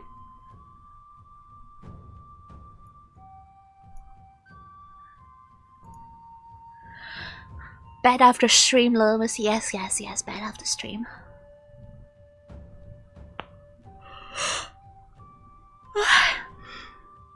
Kusan, the best character. True. I don't know the other characters yet. Kusan looks very nervous for some reason. Probably best not to push the issue. You're the only one left who can fight it. All the other spirits and gods who have tried have been consumed by the void. I see. A very positive retrospective for me, man. Whenever I get the chance. Give yourself time to recover. Being in this place as a human takes a toll on your body. If you want to maximize your training, come back once a week. At least in terms of time on your planet. As Kusan says this, you know as parts of your body are starting to fade away. Looks like your time here is up. Return in 1 week's time and we will begin our training.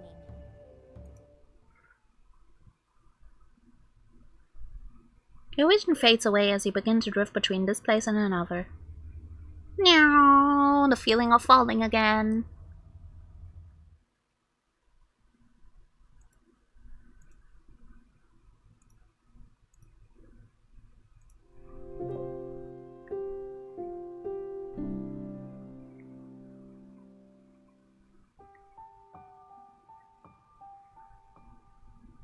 As you awaken, your body feels like you ran a marathon in your sleep. Your head is pounding, your body is very slow to respond. The clock on the wall above you shows it as 8 in the morning. You must have slept here all night. You remember your incredibly strange dream, or was it a dream? Well, it had to be, right? Wait, her hair's black? I thought it was brown. It looked brown in the first screenshot.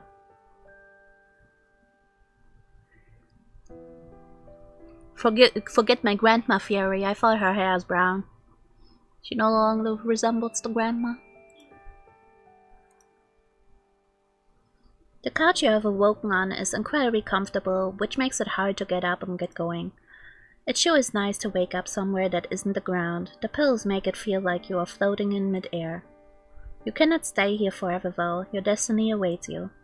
Objects at rest tend to stay at rest. The only way to change that is an outside force. You push yourself up and get your day started. You wander into the living room, still foggy in the head from a very rough night. The lines between dreams and reality are barely real at this point. It feels like I'm floating around watching myself from a third-person perspective. Good morning, little Miss Sunshine. Samantha walked up behind you without your notice, causing you to jump back in surprise. Your sleepy thoughts got in the way of your senses. Oh, sorry about that. Didn't mean to startle you. I was just checking up on you is all. It's okay. I have just been really jumpy lately. It's not your fault.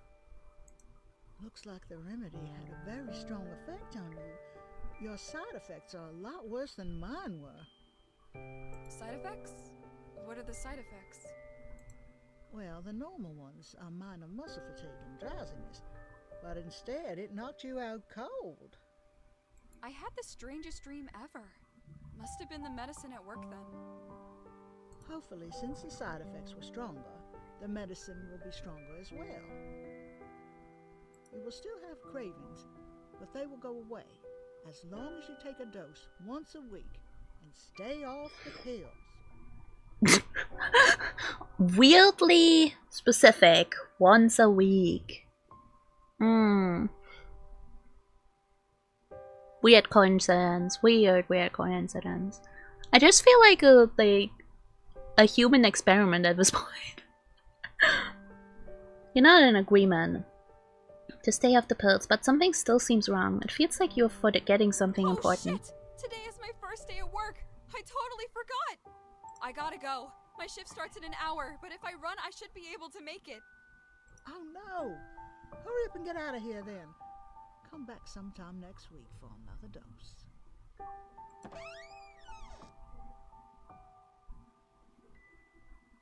You give her a thumbs up and then rush out of the house. Samantha waves goodbye out of her front window. She remains very friendly towards you, even with your very odd behavior. It seems she really does understand the pain you're going through, at least to an extent. You make a mental note to come back to her house next week. Yay! A busy city. You are able to quickly run through the outskirts of town and into the city. Although your body is in immense pain, you push through to make it on time to the coffee shop. You were in shock you even got hired in the first place, given your horrific resume and lack of any good references. The pay is good enough to pay your apartment's rent, and you even make tips on top of that.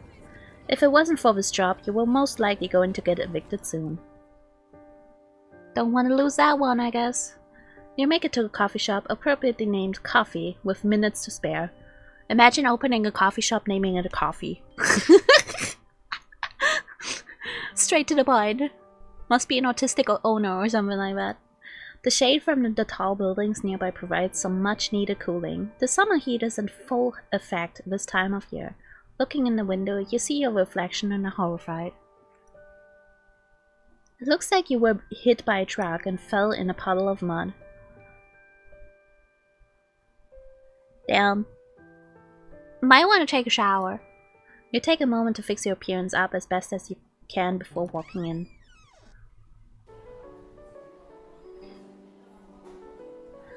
As you enter the shop, the strong smell of fresh coffee fills your nostrils.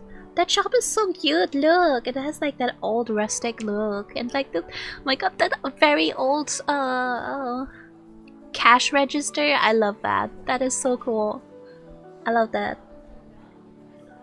The coffee shop is full of many different kinds of people, young and old, wealthy and poor. This environment is much different than when you were here for a job interview during the after hours. You see an employee walk up to you from behind the cash register. He approaches you with a friendly yet serious expression. You can tell he takes his job and this shop seriously, although you don't get the sense he is a serious person at heart. Seems to be more of a trait inherited by circumstance rather than something that comes natural to him. Outside of his interesting personality, he is also pretty nice to look at. Maybe that is why you are thinking about him so much. Excuse me, miss. I just wanted to let you know that this is a safe space.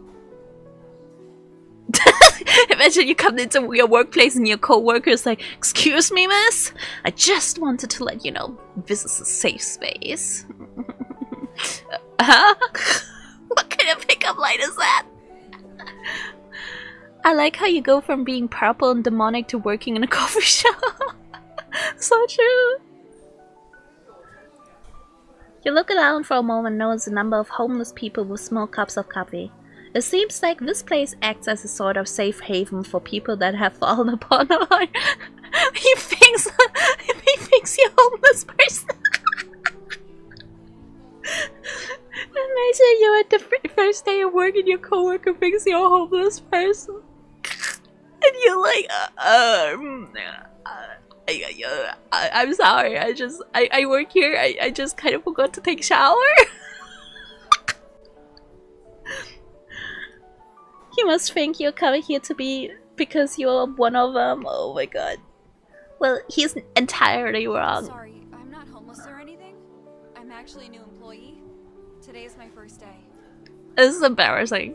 I had a really rough night and had to run here to make it on time. But I am here and ready to work. I apologize. It's just that...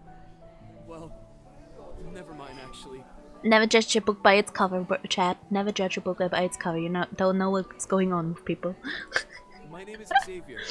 I actually was assigned to help you with your training today. Nice to meet you. You can call me Princess. You can tell this catches him off guard for a moment. It's clear that he's trying not to laugh in order to appear professional. Yeah, who introduces themselves as Princess, brother? Like, come on. It's also clear that he isn't doing a very good job of doing so. He begins to walk towards you with a newfound perception. Princess? Really? How did you end up with a name like that? Let's just say it's a nickname that was earned, not given. Earned? How do you earn the nickname Princess? Since I was a kid, people have told me I'm really high maintenance, so they started calling me Princess. Oh. She's a diva, I got it. I'm not really a big fan of my birth name anyway, so it was bound to stick. What's wrong with the name Ravi, you bitch? Ah! I'm going to throw heads. I love my name. What problem you got with my name?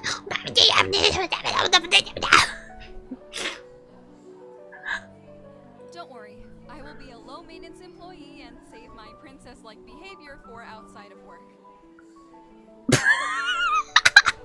What an introduction, brother. What an introduction. Oh, I wasn't worried. You can be as much of a princess as you want as long as you do your job well. That reminds me, you should meet with Cassandra in the staff room. I'll show you where it is.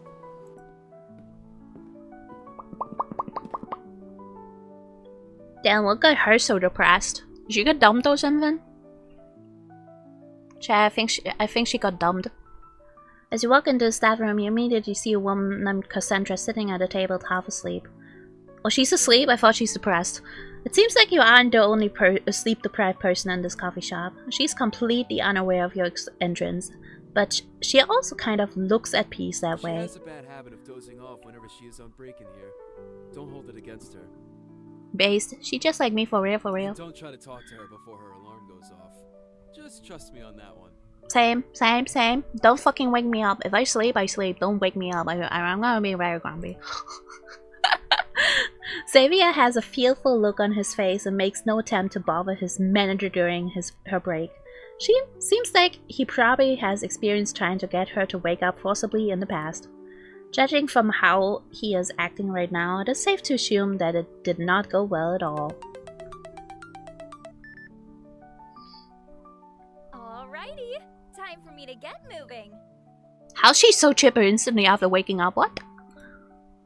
That's a side skill. The girl suddenly jolts awake after a few seconds of her alarm going off. Her energy is unmatched, no wonder she is the manager of this place. You're conflicted. On one hand, it is rather responsible of her to set an alarm before dozing off, and the other, it seems unprofessional to sleep at work, especially as a manager. I don't know, girl, you're coming into work without taking a shower and looking like a homeless person. I don't think you have room to, like, talk about that. Not to mention you introduce yourself as princess. You have no room to judge others. Although her first impression wasn't the greatest, she's defying my preconceived notions of her. Lady, you have no room to judge. Stop talking about others. You must be the new employee. My name is Cassandra. Nice to meet you. Oh no, I love her belly button piercing. Cassandra jumped up out of her sleepiness and brightened up immediately. Showing off her infectious smile, she has a certain aura of positivity that seems to touch the hearts of those around her, including you. People like this usually annoy you, but since she is your boss, you choose to let it slide and keep an open mind, at least for now. It also helps that she's undeniably beautiful. Yes, she told me people usually call her princess, which she prefers. Oh, that's so cute! Welcome to the coffee shop, princess. I love how she's not even questioning it. She's just like, oh, that's cute. I'm the manager here, so I'll be showing you the ropes today. Thanks, Bessie. Could you back out and cover the front? I will take it from here. Bye, Xavier. Xavier hurries back to the coffee shop after giving you and Cassandra a reassuring smile. As he leaves, Cassandra approaches you with a confident look on her face. We are a bit understaffed, and the shop is busy, so a lot of your training will be learning while doing. Is that okay? Sure. Works for me, I guess. Great! I'll teach you the basics of the cash register. That's where you'll start. What happened to that dude who interviewed me? I think his name was Doug or something like that. That's cute. Yeah, it's cute. Oh, him? Yeah, we had to fire him last week after we caught him stealing money from the cash register. That's crazy. That's crazy, Doug. Pun not attended. Your first lesson of training is to not be like Doug. Real. I will teach you some more lessons on the cash register. Follow me. Following you till the end of the world, lady. As long as I can look at that cleavage. I mean, what? Cassandra gives you a brief tutorial on how to work the register and the system of the coffee shop. It seems simple enough. First you take the customer's order and write it on a slip, which get hung up behind the counter. I like that you will get a different POV of the shop as well. Then you push in the total into the register and take the customer's payment as Xavier or Cassandra make the drink. This shop looks so cozy. This is this shop I would actually work at if I could work a job. It looks so comfy and cozy. My friend here in town, she runs a cafe. It's bigger than this, but it's also very like in a very old building and very cozy. Dog, woof woof, woof woof.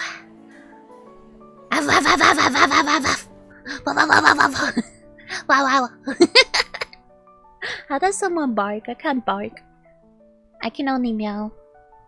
Meow.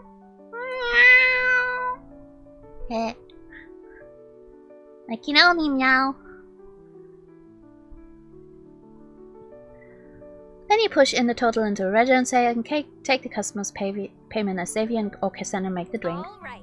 Are you ready, Miss Princess? Yeah, I've worked the register at some of my past jobs. I feel pretty confident. Also, meow. I voiced a cat in another game. That's so based. I love that. Now I want to voice act a cat. I will make a great cat chat.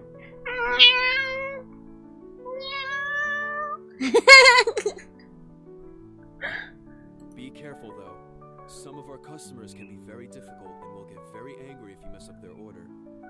Oh, they can get angry? Well, they should try me then. Fuck this. Come fight me! Fight, fight, fight, fight, fight, fight! You wanna be tried? I wanna fight. I will fight you. I'll fight you.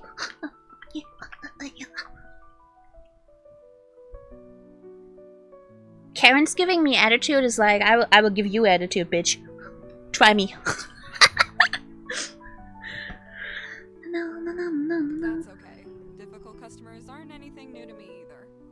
Perfect. I'll have you start with this customer. Don't be afraid to call me or Xavier over if you have any questions. Fisticuff time, yeah. A difficult-looking customer approaches. Welcome to coffee. Can I get Why- a name for the order? Why does she look so anxious? Like she's looking like no.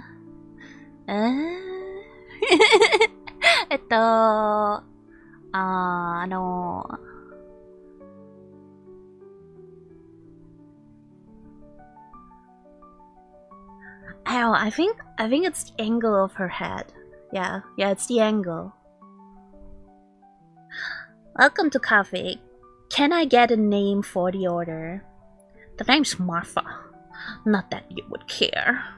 Oh my god, it's a Karen. You get anything good here? I don't usually trust any coffee outside of my usual shops in the Bronx. Of course, in the Bronx, where else? Well, you can take a look at the menu. I am here if you have any questions. Martha looks very irritated as she glances over the menu momentarily. I don't like any of this liberal bullcrap. Just get me a coffee, New York style. I want to throw hands at that bitch. 5 shots of espresso, hold the milk, and then give me some cream of whip on the side with some espresso beans that are also on the side. On the side, like chat, on the side. Actually, could I do whole milk? And actually, 5 seems like a lot. Let me just do 4. Ah! Also, I decided I want the milk on the side as well. Actually, no milk, please. It only makes my stomach hurt. Oh my god. Alright, time to write down the order.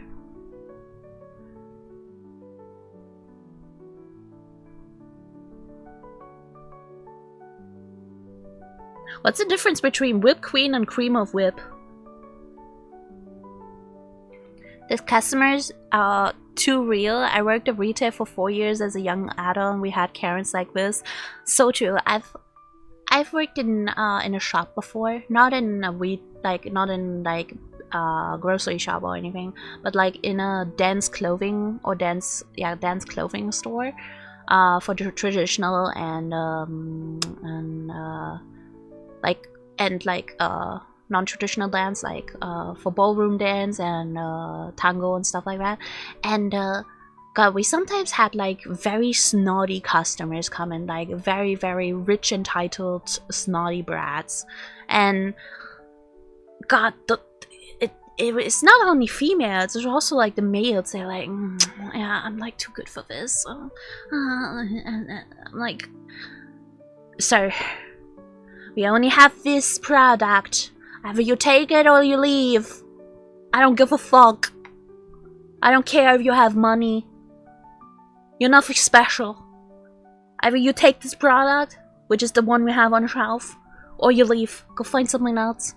Go find less. I don't care. People are always like coming into shops and be like, they see what you have on products, and then they're like, actually, do you have like this and this? I started online. I'm like, well, we have what we have here in the shelves. And they're like, so is that out of stock? Can you like look in the bag? And I'm like, bitch, what we have in the shelves is what we have.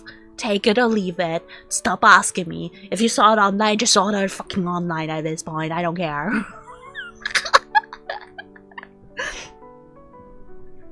Like, use your fucking brain. Okay, but what's the difference between whipped cream and cream of whip?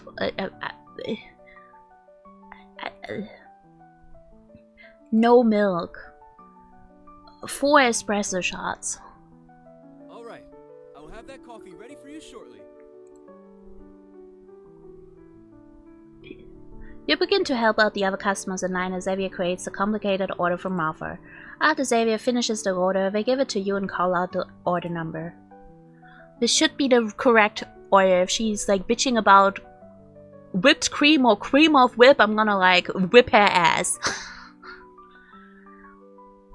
Well done! You actually got my order right!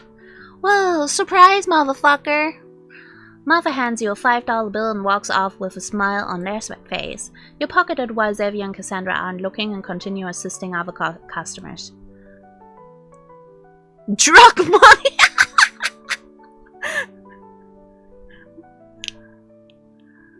Wouldn't you like whipped cream or cream of whip, my lady? I whip your ass, bestie. I can offer that. Have a good day, bye. Okay, Panda, take care. A difficult-looking customer approaches. Welcome to coffee. Can I get a name for the order? Greg. Okay, Greg. I need something strong today. I just got done with a 17-hour unpaid shift with my blue-collar brothers in arms. 17 hours unpaid shift? Brother, I would throw your job at this point. Hiya, indeed. Well, you can take a look at the menu. I am here if you have any questions. Greg begins to grip his belt and squint at the menu with a confused look on his face. What in the goddamn hell is an Americano? I swear this country's going to hell with all this European bullshit. Brother, you're in America and you have an Americano.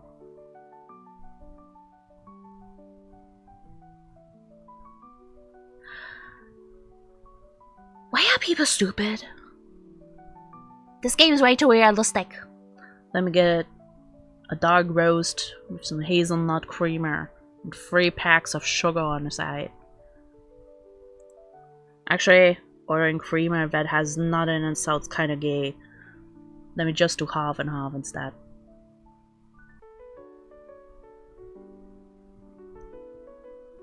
Man, sir, you have a very fragile masculinity. Hi, Teresa! Imagine being a man so fragile in your manhood and ego that you think a creamer with nut flavor sounds gay.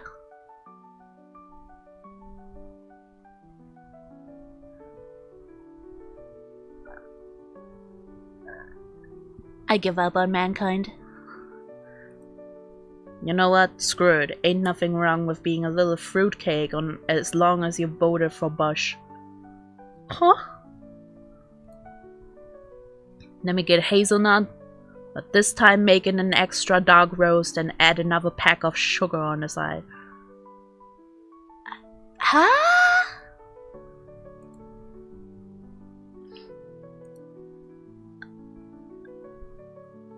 Hazelnut, dark blend, 2 packs of sugar. Thank you for your business. I'll get to making that coffee right away. You begin to help out other customers in line as Cassandra creates the complicated order from Greg. After Cassandra finishes the order, they give it to you and call out the order number. It's wrong. It's all wrong. My day's actually ruined. Greg asks for the manager and you redirect them to Cassandra. They begin to scream at her for a solid 10 minutes straight as she smiles and apologizes repeatedly. You pretend not to notice and continue assisting other customers. Hey? My internet cut out. Welcome back! That kind of reminds me of the game Boba Tea Shop. Oh my god, that horror game? Yeah, that one is actually stressful. But it's funny. I watched Ellie play it. She was constantly screaming, like... How did I get the order wrong? Like, bro, he said 2 packs of sugar. He constantly changed his mind about the hazelnut, but he, in the end, took the hazelnuts and he wanted a dark blend. Like, what the fuck? How did I get that wrong? 4 sugars? Wait, who puts 4 sugars in his coffee? Like, well, if you want a dark blend, then you want a bitter. Why are you asking for 4 sugars on a dark blend? Are you stupid? What? No wings? No wings today. He said free? Oh, I didn't. I probably missed that. I was too busy focusing on like the fact that he thinks hazelnut syrup or creamer is gay.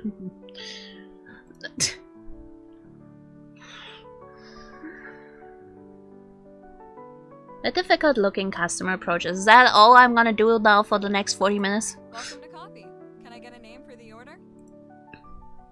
My name's Holly. I'm in a big hurry to get a meeting, so can we please make this quick? Terry texted me his coffee order and asked me to pick it up. Let me see what he said. Holly pulls out her cell phone from a holster in her belt and flips it open. She begins to push buttons extremely slowly until she finally reaches the screen she wanted. She then opens her purse and begins rummaging around for her reading glasses. After a few minutes, she finally finds them and begins to read out the order. Okay, so Terry said he wanted a chocolate lavender macchiato with 3 extra shots of espresso. A chocolate lavender macchiato? The fuck is a chocolate lavender macchiato? Are you coffee people normal? Are you okay? Do you need help? Boogie inspections, that's how you got orders wrong, my bad. I'm in a hurry, proceeds to take forever, so true. Are coffee people normal? Who orders a chocolate lavender macchiato with 3 shots of espresso? Oh wait, actually he texted me to also include the fact that he wants a caramel drizzle on the left side of his cup. On the left side.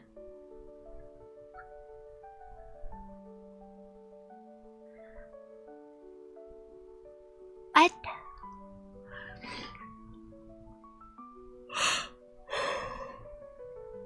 Why am I playing Karen Simulator now? Caramel drizzle on the left side. Never liked coffee. I will stick with my energy drinks. I never like coffee either. I occasionally drink like a milk coffee or like a caramel iced coffee, but that's it. But that's very rare. I don't really like coffee. Sorry, he just texted again and said that actually he doesn't want it on the left side of the cup or the top. So he wants it on the right side.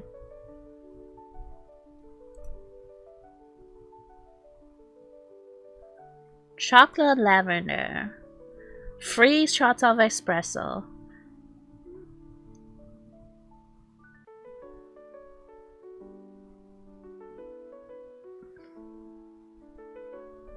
Right. Thank you for your business. I'll get to making that coffee right away.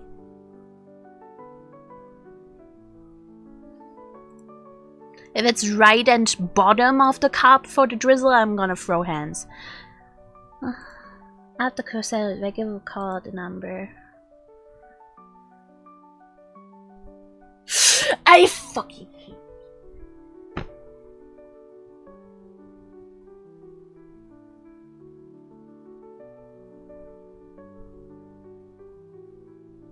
I'm quitting this game. This is fucking irritating me. My favorite coffee is a Mexican mocha, but I also enjoy iced coffee. Iced coffee is pretty much the only thing I do like in coffee. With a shit ton of caramel syrup.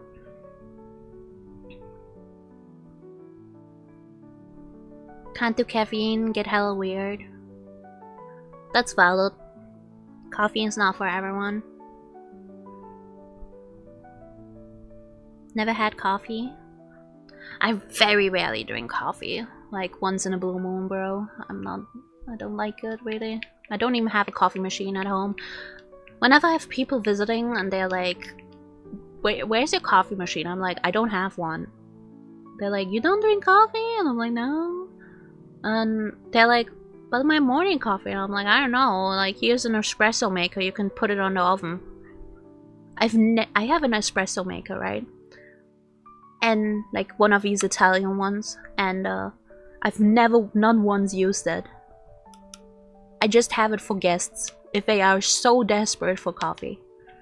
Going to bed, have a nice stream. Okay, Teresa, get some good rest, but good night. Mwah, sweet dreams.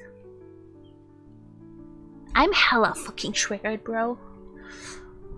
I want my drizzle on the left side. No, wait, not left and top, but fucking, I'm gonna fucking kill you. Holly asks for a manager and you direct them. They begin to scream for several 10 minutes. You pretend not to notice. Continuously staying out of customers. I used to enjoy cheap French vanilla coffee they sell at gas stations. Cheap vanilla coffee. Sounds pain. Today felt like one of the longest shifts you have ever worked. The customers kept coming up at all hours of the day. Before you know it, the shop was closing for the day. You help Cassandra and Xavier with closing duties as the evening sunbeams in through the windows. Eventually, they tell you to go home and congratulate you on an awesome first day. I don't know if that was an awesome first day.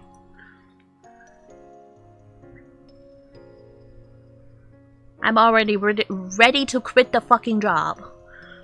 Use the last of your strength to walk home after a long day of work. Usually you wouldn't stop and stare at your apartment building, but after so many near-death experiences, you weren't sure if you would ever see it again. After everything you have been through in the last 24 hours, to say you are exhausted is an understatement. Nothing sounds better than being able to wash up and relax in the comfort of your own home. I would drink a French vanilla cappuccino from time to time. I've never tried that. I don't like vanilla much. No, but you made it fall. I'm gonna throw the job. First day in, I'm gonna I quit. You walk inside and are greeted with the same boring, bare bones interior decoration as always. By the way, the $5 that I got, was that a tip that I pocketed, or was that like the pay for the coffee itself? I'm still confused whether she was actually like stealing the payment for the coffee, or if she like got a tip. You walk inside and are greeted with the same boring, bare bones interior decoration as always. Maybe when you fix your financial situation, you will finally get around to decorating this place. However, part of you enjoys the simplicity of its current state. It's like a blank canvas with so many exciting possibilities. Well, no use thinking about it now. Time to wash up and get some much needed sleep.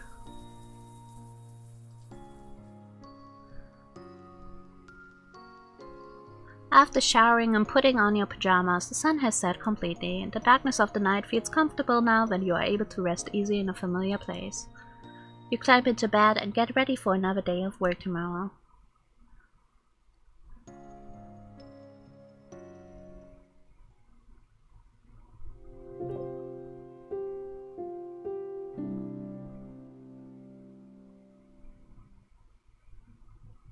Please don't tell me I'm dealing with Coffee Simulator. Coffee Karen Simulator. Alright, I should get going. I need to head to work soon.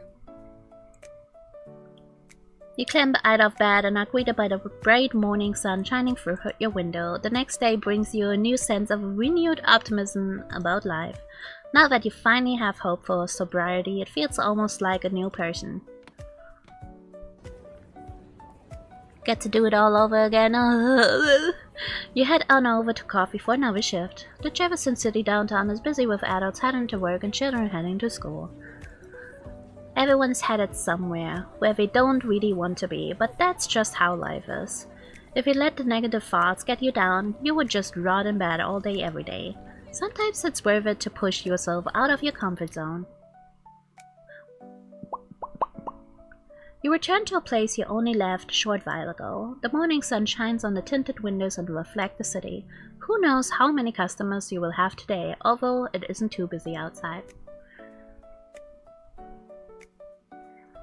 As you walk inside, you see only 2 customers. Looks as if business is much slower than it was at this time yesterday. You look around and then you notice someone familiar. Xavier's cleaning some tables in the corner of the shop where nobody is sitting. You can tell he has been working hard because of how intense his focus on the task is.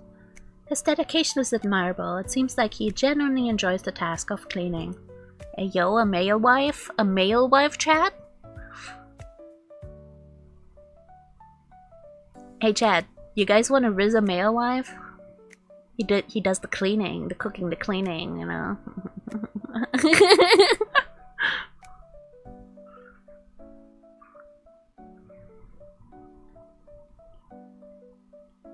That says a lot about a person. They are dedicated, loyal, and trustworthy, at least in your opinion. Is that so? Xavier is so male wife coder, I love him. Based. Xavier's cleaning some tables in the corner of the shop where nobody's sitting. You can tell he has been working hard because of how intense his focus is. Oh, well, you debate on whether or not to talk to him. He seems like he is really in his zone right now. Coffee Karen's the visual novel. If someone made it like a visual novel just with dealing with Karens, I don't know if I would crash the fuck out playing it or would actually enjoy roasting the fuck out of them. Like, I want a visual novel where I get the choice to fucking roast Karens. Someone make that happen, please. I wanna like crash the fuck out on Karens like they crash out on me. Give me an interactive roleplay game where I can fucking get the option to crash out on Karens. Get fired. I've been told I'd make a good wife because I clean very good and keep my places spotless. Hell yeah, James a male wife. James the male wife, chat. Respect that. Huge.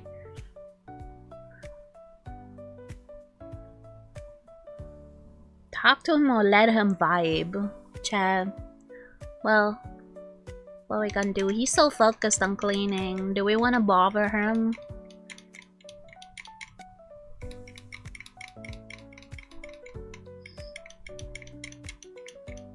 I'm not usually like someone to like bother someone and they're like focused on something. I'm available to clean. Hell yeah, I'm gonna hire you to clean my apartment. Please help me with the chores I struggle. Follow your heart. Brother, I have no heart.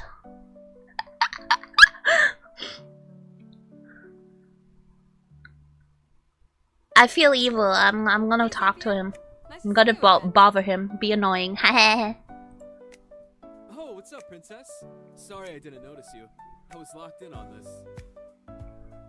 Locked in. We have the Gen Z talking. Let's go. I'll be on the first flight over based. It's good to have you back. I was worried you would tap out after such a busy first day. Mama didn't raise no bitch. Rama didn't raise no bitch. Huge, love that. Well, you still have to prove that to me. Anyone can last one day. Think of it as a challenge. Show me you've got what it takes to be a coffee employee. I don't know about that one. The next Karen that's gonna come in, I'm gonna jump her. Sarah gives you an assured look that you return with a smile that says challenge accepted. It's hard to not keep staring into his eyes. They hold so many wonders behind them. You feel a sense of warmth inside of you. And he's back to locking the fuck in. Looks like he's going back to focusing on cleaning. You remember to go back to Cassandra before she thinks you're late to work. As you approach the staff room entrance behind the bar, you spot Cassandra walking out of it. She heads towards you looking as friendly as always. Hey, Princess. You got here right on time. As you can see, we're a little slow today.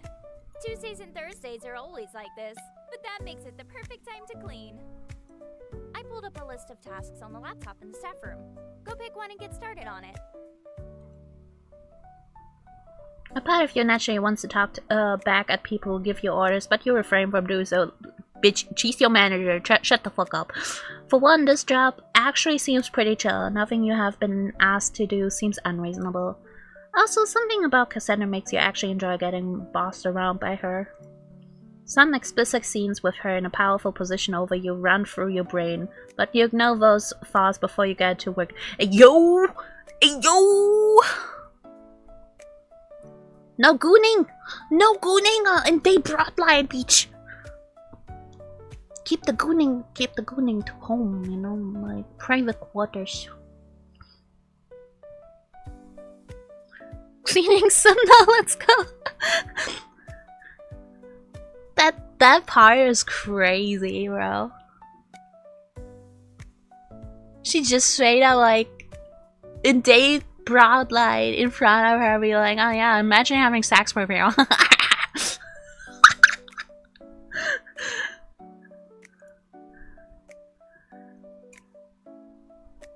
Cleaning task. Deep clean the dishes. Ew, no. Wipe down the windows. Oh, which one? Wait, what? No!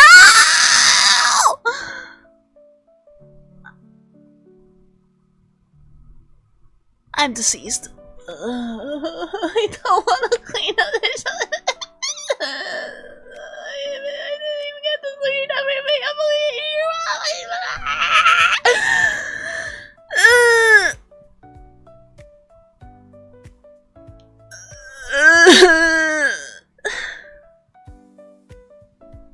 Cleaning dishes is so disgusting, bro. I hate it. I don't mind wiping the windows, but cleaning the dishes. There's a note with 2 phone numbers attached to the side of the computer. These must be Cassandra's various phone numbers. The tail put inside of your bra for safekeeping. Right. What tasks should I do today? Wipe the windows! Wipe the windows! Wipe the windows!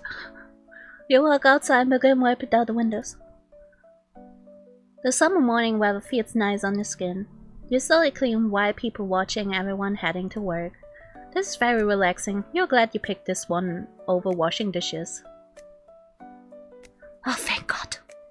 Thank fucking God.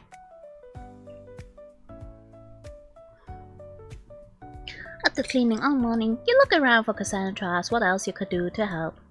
You know, there's only one customer in the shop. It seems slower than it was this morning. The only employee still in the shop seems to be you and Cassandra, who's standing behind the counter. She knows you're looking for her and walks over to talk to you. Thanks for cleaning today. You were a big help. You can leave now. This place isn't going to get any busier, so I can handle it alone for the rest of the day. Base. Oh, by the way, did you write down me and Xavier's phone numbers on the staff computer? Yes, I got them. I don't have a cell phone right now, but I can call from my landline at home if I need anything. Sounds good. Don't be afraid to give us a ring if you want to hang out. We are a tight-knit family here at Coffee. Oh no. Whenever a business says we're a family, I'm like, red flag, red flag, red flag. Sprints away. We have another busy day tomorrow, though, so be here and ready to go by 7. Don't worry, Cassandra. I won't disappoint you. You give Cassandra a confident-looking grin and a thumbs up, which seems to amuse her. Her eyes sparkle as she lets out a laugh at your corny response. She seems to really enjoy talking to you, but it is hard to tell if she threats everyone this way, or if she treats everyone this way, or if she's being extra nice to you in particular. 7. Oh, too early, so real. 7 is very early. As you walk home, you observe the hustle and bustle of the city. Everyone seems to be heading out to grab lunch and then return to their desk job. It's really weird feeling to already be done with work at this point of the day. Suddenly, you realize something. Why are you heading home? The more you think about it, sitting in your apartment alone really doesn't seem all that appealing. All you're going to do is think about taking pills and eat the little amounts of food in your fridge. Maybe it would be better to do something fun around town. You try and think of a fun activity to do that doesn't cost money. Go to the park. I prefer the park. I didn't even read your comment. I go to the park because it's quiet. I don't like cities. They're noisy. Too many people, they're noisy, they're stressful. After walking to the park, you are entranced with the sound of nature. Taking a seat at a bench, you decide to take it all in for a moment. The birds chat in the trees as kids play around in grass fields. You feel the wind blowing your hair side to side as it switches directions. Pike. As you people watch, you see someone wave in your direction. You awkwardly turn around to see if they could be looking at someone behind you, but nobody is nearby. Also, like, I have no preference regarding man or woman. I'm pansexual. I like all. All is good. I just really like boobies. But I don't care for gender. I simp for males and females equally. You would turn around to see if they could be looking at someone behind you, but nobody is nearby. They begin to approach you, and as they do, you begin to recognize them from your past. Princess! Wow, I never thought I would run into you here of all places. This is my favorite love interest, so I'm biased. Oh. Do you still go by that name? I remember you getting mad when I called you your real name once. Yeah, I still prefer not to be called that. Princess is just fine. I'm sorry to ask this, but what was your name again? I don't know you, bro. Jane. I wouldn't have expected you to remember that. We hardly knew each other back then. Her name begins to uncover some forgotten memories stored in the back of your head. You remember her from your high school. She was a grade above you and was in the marching band and science club. Needless to say, she wasn't exactly Miss Popular. However, you remember her being well liked by her peers. Well, I actually just graduated from Virginia University. I got a job here as a junior environmental scientist. Thank you for contributing, Spence. Wait, why did I pin that? Oh, it's a timed thing, okay. I was like, wait, why is it pinned?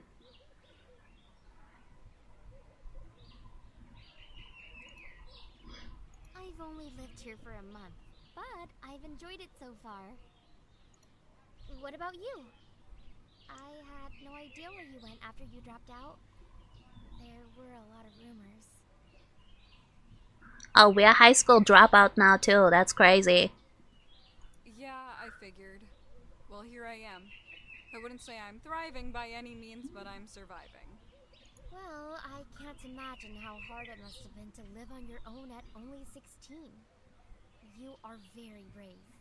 Oh my god, it's one of these people.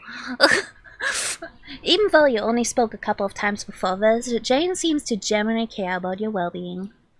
This is hard for you to process. It is crazy to think about how different your lives have turned out. She could have easily just written you off, pretended she didn't know who you were, but she went out of her way to speak with you. Rebel! Thank you so much for contributing and for the headpiece. How you doing? The other shocking thing is the way her appearance has changed. She was always cute. However, you notice two important things that have developed significantly in the past 5 years. Her boobs. I'm sorry. I'm actually on the job right now, so I can't chat for much longer. Could you write your number down for me? I'll try and call you so we can find a day to get properly reacquainted. I'm doing really good. Just vibing after work. Hell yeah. Good job. I'm glad you're doing well. How you been? I'm tired, bro. I had a stomach ache all day, so I couldn't sleep. Boobas. Boobas. She kind of stacked though, I'm not gonna lie. Sure, I don't have a cell phone right now, but I can give you my landline.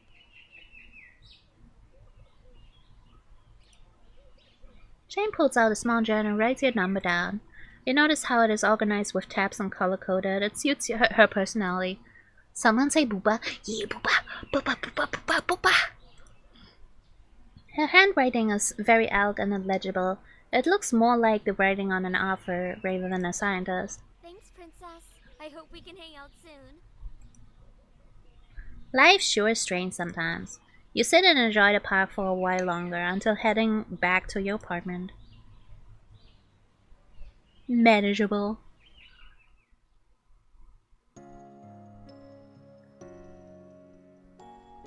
After getting home, catching up with Jane and relax for a while in your living room, you eat some leftovers from your fridge and ponder what you should do this evening. There's still a good amount of time until you usually go to bed and you still have a fair amount of energy. I should give someone a call and see if they want to hang out. You consider your options, not that there are many. Many friends have come and gone throughout your years in the city. You exchanged numbers with Jane today, but you also don't want to call them this soon and seem desperate. Your best bet is to either call Xavier or Cassandra. They said they would be down to hang sometime.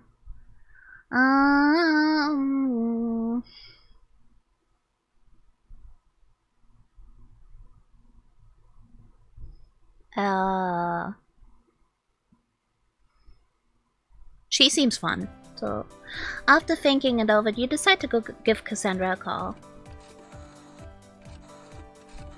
You remember her number from the note in the coffee shop's laptop. It's somehow stuck around in your memory, perhaps for a reason. Hey, Cassandra, this is Princess. So remember when you said I could call you to hang out? Yeah, of course I do. I'm so glad you finally did. Finally, bitch, we parted ways like 5 hours ago. What do you mean finally?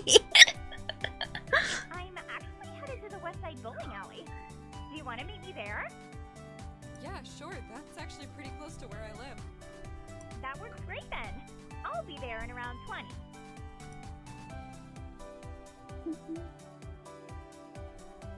It's been a while since you have gone bowling, but you remember being better than you expected.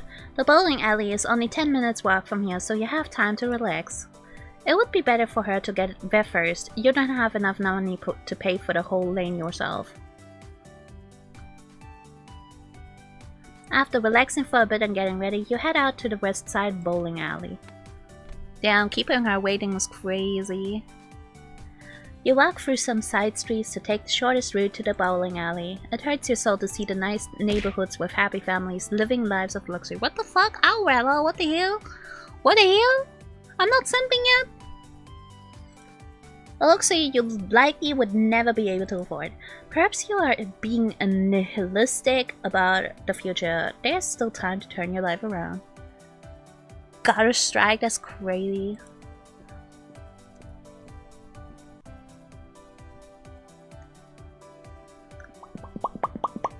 After a short walk, you arrive in the historic district. A lot of the nightlife activities that exist in Jefferson City happened here. Not that there were all that many. It was one of the few areas that has bars, clubs, and some late-night food places. Oh, and a bowling alley, although this is the first time you have ever visited it.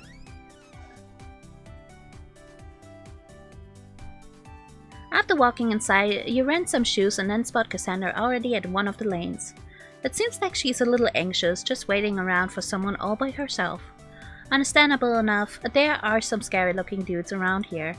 After you rent shoes, she sees you and waves from a distance as you walk towards her. Hey, Princess! I'm so glad you could come. Are you ready to bowl? Yeah, of course. It's been a while since I've done this though, so don't judge me if I suck. I could give you some pointers if you want. I really love bowling, and I've been doing it my whole life. Oh. A bowling-obsessed lady, that is rare. We should get started. We only have this lane for an hour, and I want to try to get 2 games in.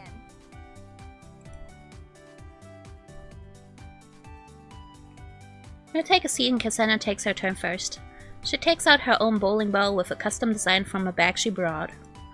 As she approaches the lane, she has a fiery look in her eyes. Her wind-up is massive and she catapults herself towards the pin, stopping right before the line. The pins were absolutely obliterated as the word strike appeared on the TV screen with a goofy animation. You have never seen anyone throw a bowling ball with such force. She's truly a gifted bowler. All right. Gifted or like just skilled because she's been doing it for so long.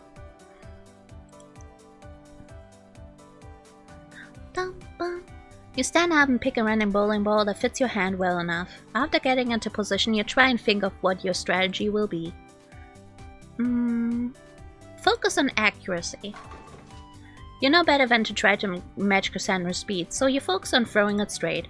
Surprisingly, you were able to knock over all the pins except for one. You focus hard on it and are able to knock it over on your second attempt. Another goofy animation pops up on the TV with the word spare. Yippee! Great job. Getting a spare on the first frame after not playing for a long time is really impressive. Even though she had completely outclassed you, she was still very impressed by your skills. You don't get the sense that she is joking. It seems she genuinely is rooting for you. She could have easily scoffed at your inferior skills, but instead she is super kind and encouraging. We love that! Guess it's my turn again. She's a girl's girl, we love that! Go get him, Tiger. I love me a girl's girl. Dun, dun, dun. You continue to bowl for the next hour and have a lot of fun together. The whole bowling alley begins to watch as Cassandra bowls strike after strike. Everyone's left in awe. I put a lot of pressure on you, but you were able to still... It put a lot of pressure on you, but you were able to still put up a respectable 140 points. Hi, Lightning, and welcome in. Cassandra is absolutely a girl's girl. Love that. Love that. She's a queen for that. Cassandra ended up scoring an astonishing 275 points, almost twice what you got. Jesus Christ. Aw, man. Looks like we don't have time for another game. Wait, why do I smell a small amount doomed urine in the future? So That's fine, actually. To be honest, that was one of my best scores ever. I think we should celebrate instead. Hell yeah. I want Maybe pizza. Get some beers from the bar. Do you want some? I'll pay, of course. Huge. Do we want to get wasted? I mean, she wants to celebrate, so she can't bust us if we're wasted tomorrow. Cassandra fresh and proving smart you and then heads towards the bar.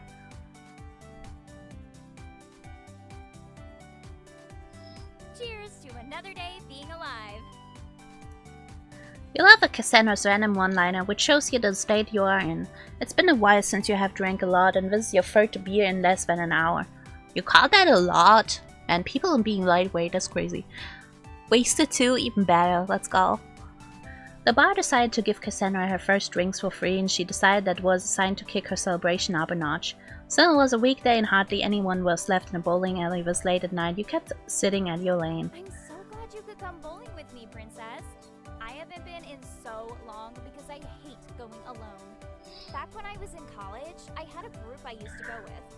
But once I dropped out, we all kind of went our separate ways. Damn, that sucks. That sucks. I know a thing or two about losing friends myself. Can't have pizza without a drink. I mean, you can, but to me, you can't. I know. I love me a pizza and a nice soft drink. Like Sprite. Oh my god, Sprite and pizza bangs. Like the citrus taste of the Sprite, and then in combination with the cheesy, the very, very, very cheesy margarita with like chili flakes. Oh my god. I love that. I want pizza now. I'm gonna treat myself on Friday when I got my money.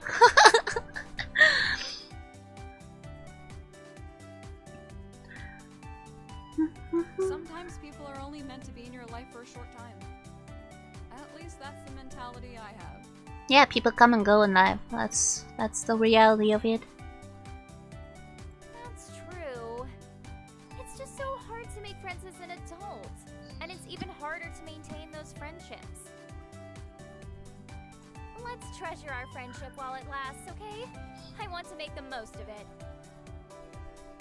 I like to get either Fanta or Dr. Pepper with mine. I've never had Dr. Pepper. They don't sell it here. I think Dr. Pepper doesn't fulfill the requirements, like the food safety requirements that Germany has. So they can't import here.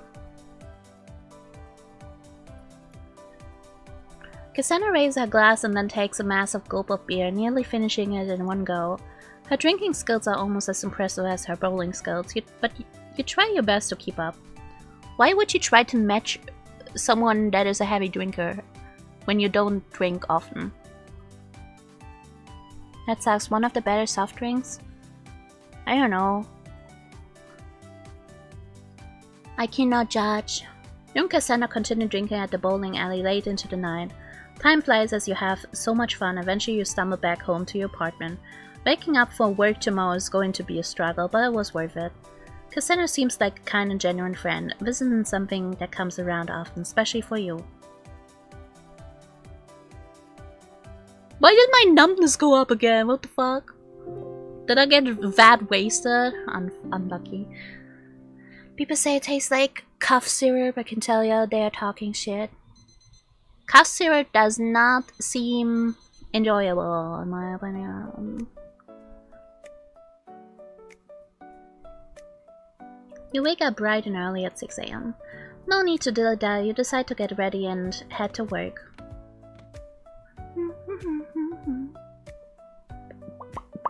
You enjoy walking through the city in the early morning. The usually busy streets have only a few early morning commuters. Shops are opening for business and preparing for the rush of people grabbing something on the way to work. It's like the calm before the storm. Dun, dun, dun. As you approach the door to coffee, you notice that it has not even opened yet. You did get here a bit early, but you did not expect to be the first one.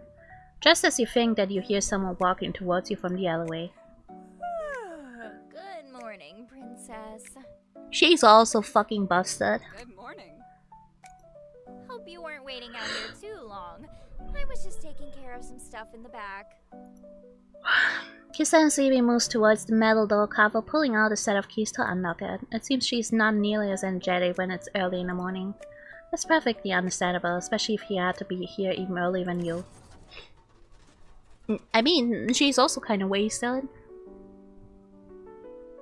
You enter the shop and are surprised to see everything set up already. Cassandra must work hard to be able to do all of the opening tasks by herself. We're going to start getting a lot of customers soon, so you should get on the register. I was eyeing that bust, was doing mod stuff, yeah. Booba. Booba.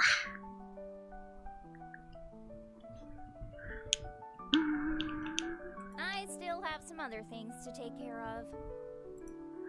Cassandra heads to the staff room as you head over to cash register to prepare for the wave of customers. Just as you do that, you hear the entrance door open. No, I don't want to deal with Karen Simulator. Oh, help.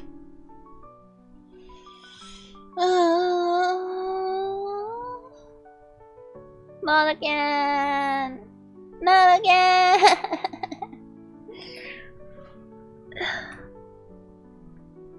Yeah, welcome to Karen Simulator, chat. Welcome to coffee. Can I get a name for the order? Me, Brad.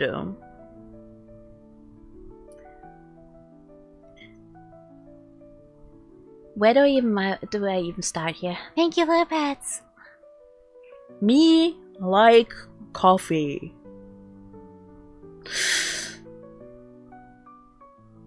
Are you 5? Even a toddler speaks better English than you. Good morning, how's it going? Good morning, Gevist. It's going great, except for the Karen Simulator. Caveman speak. Good morning, how are you, Bo? Me want you to fuck off. That's already too many words, Rello. Brett takes one of the to-go menus and looks at it with a blank expression on his face. You notice that his eyes are bloodshot red and he also has a syringe stuck in his arm. He what? Dangling around like a dog wagging its tail. What the fuck? Brett hungry. Brett so hungry. Brett puts the menu in his mouth and begins to chew on it. Brett want black roast. A drug addict? Yeah, a drug addict. Brett want big coffee and small cup. The fuck is a big coffee and a small cup? Espresso? Coffee big. Bread big. Bread want biscuit. Brett stops chewing on the menu. This must be a sign that his order is complete.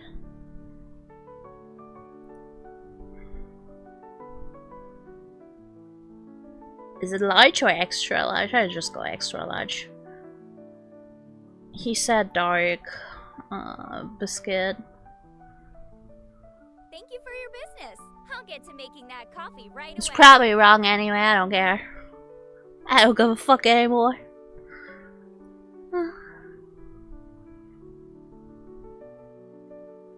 It's wrong, yeah, blah blah, shut the fuck up, bitch.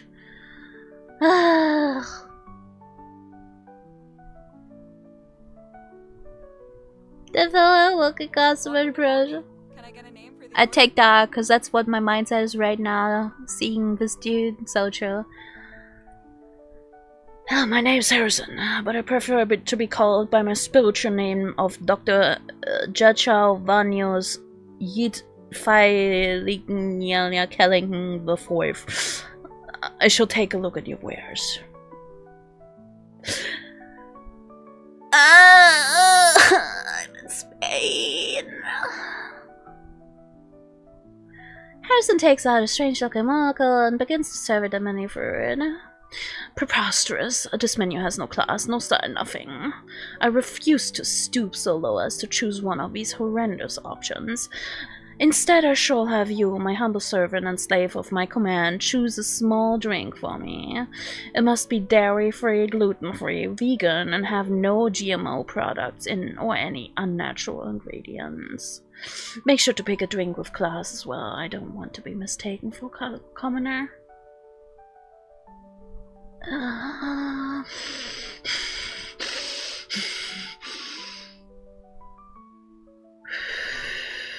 Deep breaths, deep breaths, deep breaths. Crazy game. Yeah, you're my slave. Yeah. Didn't know this cafe also served aliens, so he just wants a cup. Yeah, he basically he wants water. He just wants water. Harrison crosses arm, waits for you to come up with an order for him.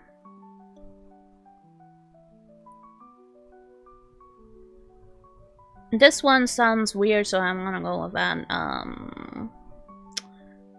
Natural, almond, small. Thank you for your business. I have no clue. This is probably wrong anyway.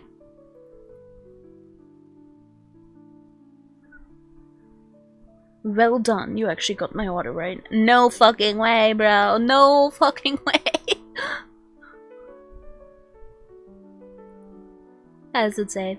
Harrison hands you a $5 bill, walks off with a smile on their face. You pocket it while Xavier kisses around and looking. Fuck right off, bro.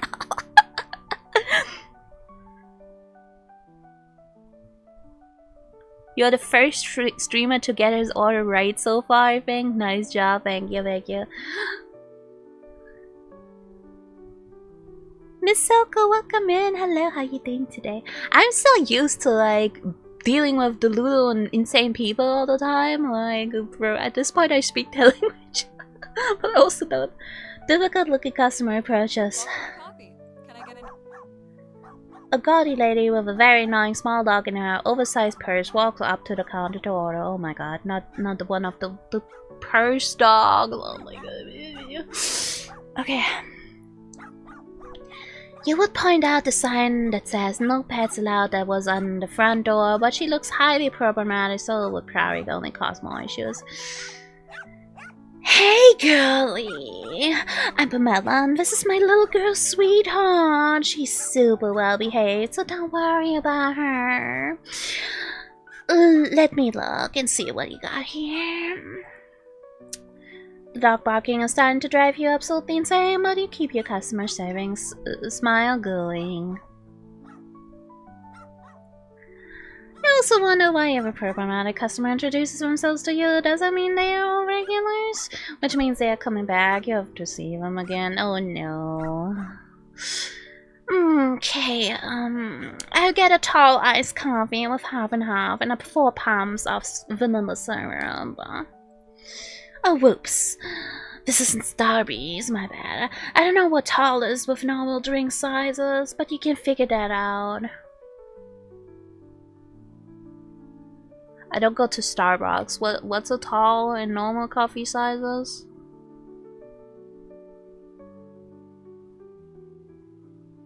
Doesn't Starbucks call it grande or something like that? I don't know. I don't go to Starbucks. I don't drink coffee. Oh, I also want a little cream on the side for my palm.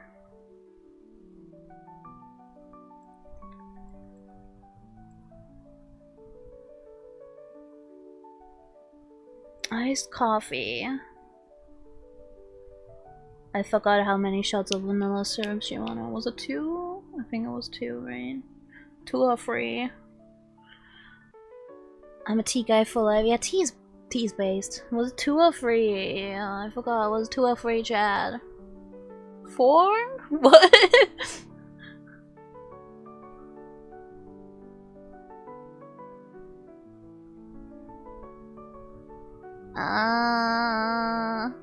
One of my fish to set for.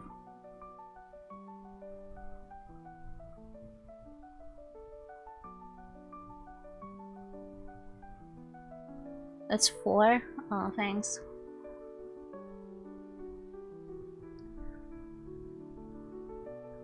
She said large, so whatever. Thank you for your business. I'll get to making that coffee right away. I don't go to Starbucks. I don't know what large is.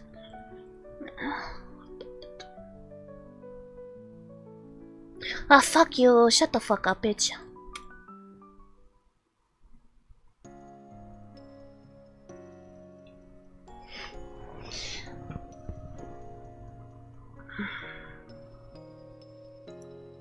Are you Jonathan Davis? Are you the guy that everyone hates? Is this your new alt? Just ask it, I don't know.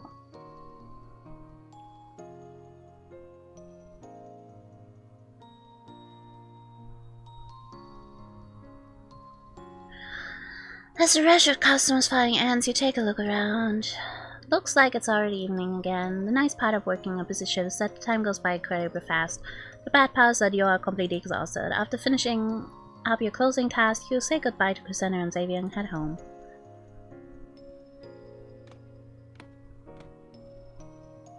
Either way, I'm sorry for your fishbowl.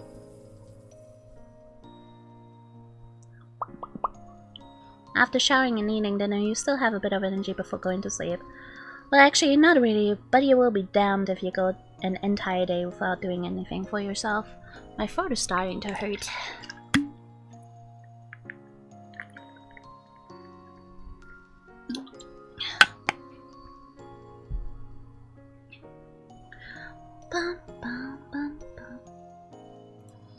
This forces you to will the energy into existence. Skincare routine. Super dry right now. I should do my skincare routine. I love reading, but skincare is important. Gotta take care of yourself. Especially if she looks like a fucking homeless man. You take your products and lotion out of the bathroom and begin to lather yourself. Moisturizing your skin helps you feel like a whole new person. All of the negativity is covered up and rejuvenated by the various products on your skin. You fall asleep feeling clean, fresh, and relaxed.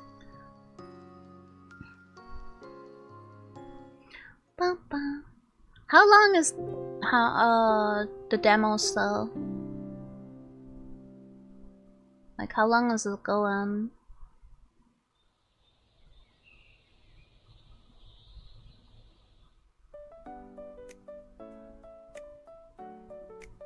You wake up around 8 AM. Lucky your shift doesn't start as earlier today.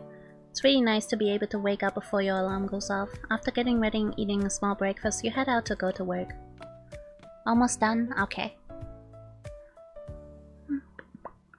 You walk quickly through downtown and arrive at the coffee shop. Think it's the last day? Okay.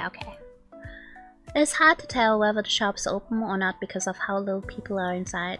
Xavier looks like he's dying of boredom standing behind the register. You decide to head inside before he knows you're staring at him.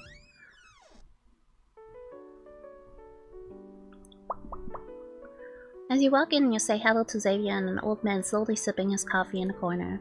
You look around only to notice that he's the only customer in the shop right now. With Xavier at the register, you decide to go in the staff lounge and see if there are any tasks that need to be done.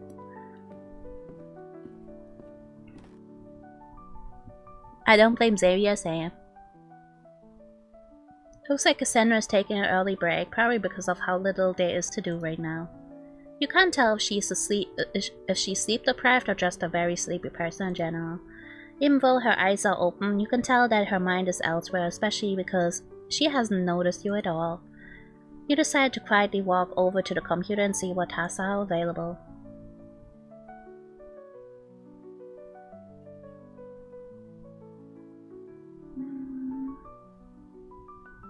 You sneak out of the staff lounge just in case Cassandra's alarm goes off and she wakes up. It would be bad if she thought you were watching her sleep. Right. What tasks should I do today? Check inventory.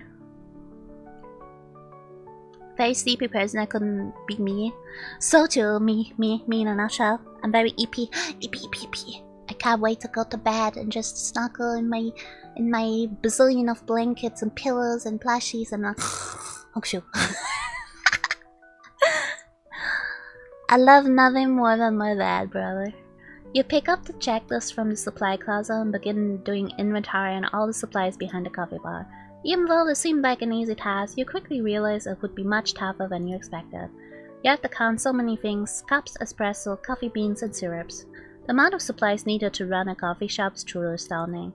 You are able to finish the inventory eventually, but you develop a headache in the process. Damn, I thought sorting would be relaxing. You too fucking precious, Volo. What do you mean? After completing your cleaning task, you decide to take your lunch break. You ate some leftover pastries which were close to expiring and went on a walk around the block. This seems like a good habit to get into. It helps you digest your food and get out of the coffee shop for a little while. However, your break is nearly over. Time to return you to your post.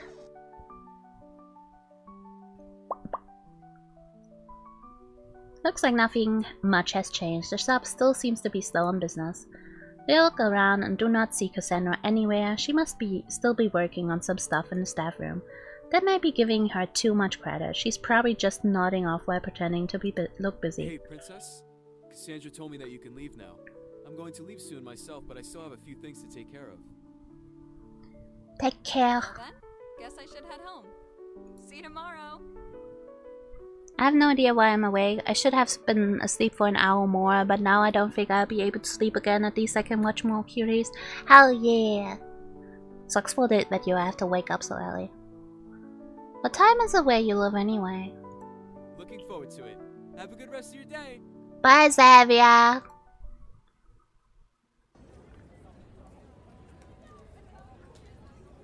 You begin to walk towards the direction of your apartment. However, you begin to have second thoughts, much like the last time you got out of work early.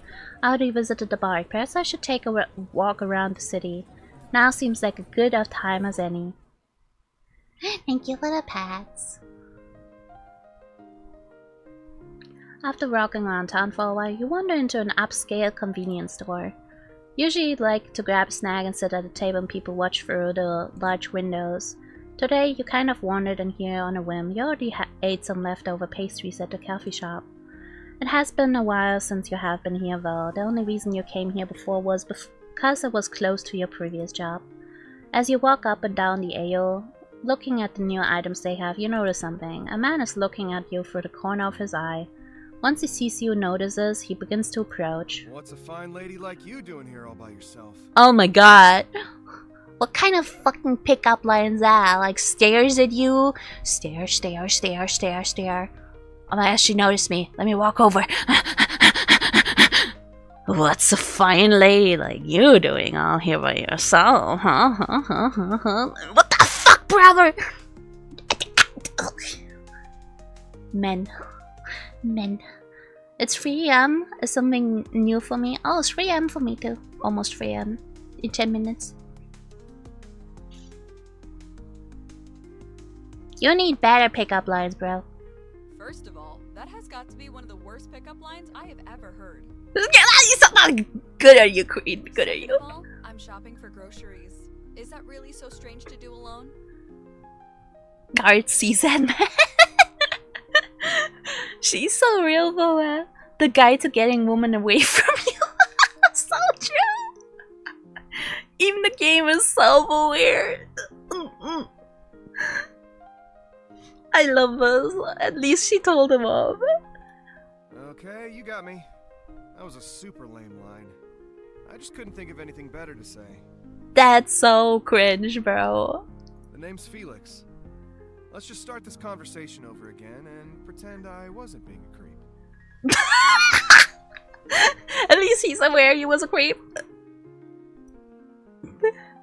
Your harsh words didn't even seem to faze him in the slightest. You can't help but be impressed. It isn't the first time someone told it off, that's for certain. Most men throw up the white flag and retreat immediately when you extend your claws, metaphorically of course. Now usually men get like super offended if you like tell them off and be like, hey brother, has this ever worked for you? It's like super cringe, and they're like, my fragile masculinity, you're ugly anyway, bitch, bye. At least he's like, okay, yeah, you're right, this was cringe, my bad. I feel bad for him.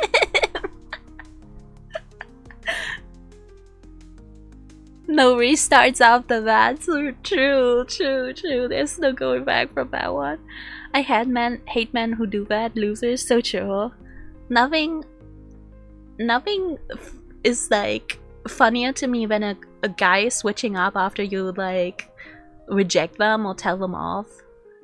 And they're like, well, you look ugly anyway. So I'm like, okay, then go find less, I guess. Because until like 20 seconds ago, this ugly bitch apparently was good enough and pretty enough for you to like become weird. But yeah.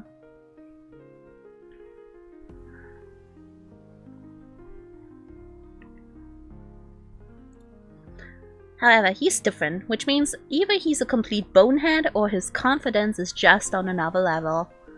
He's just not fragile in his manhood, at least. I respect that. Probably some mix of both of those things. Okay, I guess I'll give you one redo. Try asking a more normal question this time. Okay, what is your name? How long have you been in the city? There are 2 questions, not 1. If that was me, the moment someone starts talking to me, I would already be like pissed off, because like I usually have earbuds on, right? Whenever I go outside, I cannot go outside without my earbuds in, because the world is too noisy for me, too busy, too stressful, too much like impulses and stuff like that. It's like it stresses me out.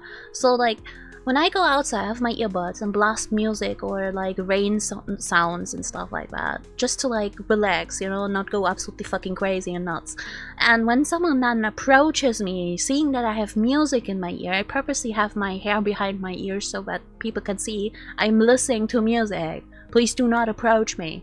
And people still come and approach me and bother me in some way. And I'm already like internally pissed off to the point that I'm like, I don't want to talk to you, leave me the fuck alone. So I try to find like, to keep the conversation as short as possible so that I can escape as fast as possible. And if some dude came up to me and be like, hey girlie, I'm like, God, I would be so pissed. And then if they would waste my time even more with like Small talk questions. What's your name? Where you from? How are you? Bro, I will think, leave me alone. I don't want to talk to you.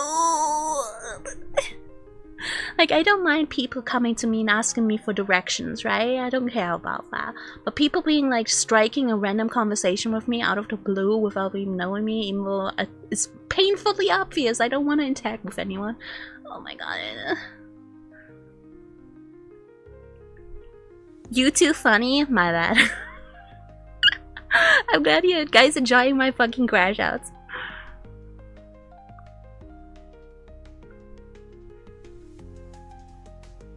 I think he's more confident in his manhood, or how it is called. Yeah. He do be confident in his manhood. Humanity. You can creepy and gross sometimes. True. People call me Princess. I ran away from home when I was 16 and moved here. So I guess I've been here for 5 years now. Girl ran away from home. That's crazy. Time started flying as soon as I left my hometown. Probably just because I've been focused on making it to tomorrow. Oh, wow. I actually had a pretty similar experience. My folks kicked me out at 17. I worked a bunch of odd jobs until I got my current gig as a bartender. Yay, we trauma bonding now, chat! We trauma bonding! Let's fucking go! Trauma bonding! Woohoo! My fucking favorite! I hate it here. Fuck my life, bro. I'm in Spain. Ever since. Is it the same way with you? He is suddenly experienced? What are the odds? Fake cheering. Triggered. The amount of triggers I have felt throughout this demo. Not the trauma bonding. My dad tries to get in touch with me every now and then, but it's never for anything good. It's so Jova, Chad. It's so Jova. I was never really close with my family anyway. No, she's spilling the beans. She's actually falling for it. You and Phoenix stand in silence, reflecting upon your pasts. Oh. No, this is the only character that's like trauma bonding with you. Although your initial judgment of him was that he's just another creepy dude, it seems that there is a lot more to him. He's very handsome and confident, but on the inside he's probably hurting just as badly as you are. Girl, you're a drug addict. I don't think you wanna like deal with another person that is like mentally absolutely fucking broken. Hi, Jeannie! Sorry if I made it weird again. I have a habit of doing that, if you couldn't tell. Yeah.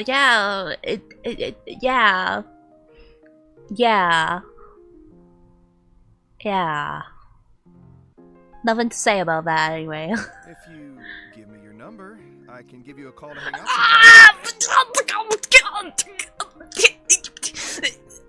Fuck you!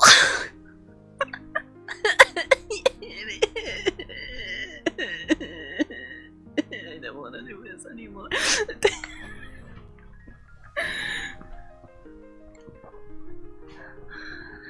I know this is fiction, but this is one of the worst ways I've ever been asked for my number. Third time's the charm, they say. I just need one more chance, and I promise to be as normal as possible. Yeah, sure.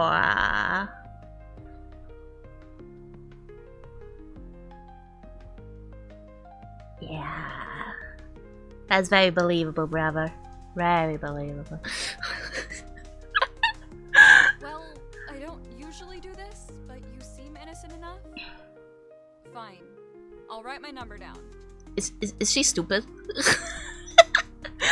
Is she stupid or gullible? I don't know. I'm normal, maybe. Don't text me though. It's a landline. I don't have a cell phone right now. You could have kept it at don't text me though, you know?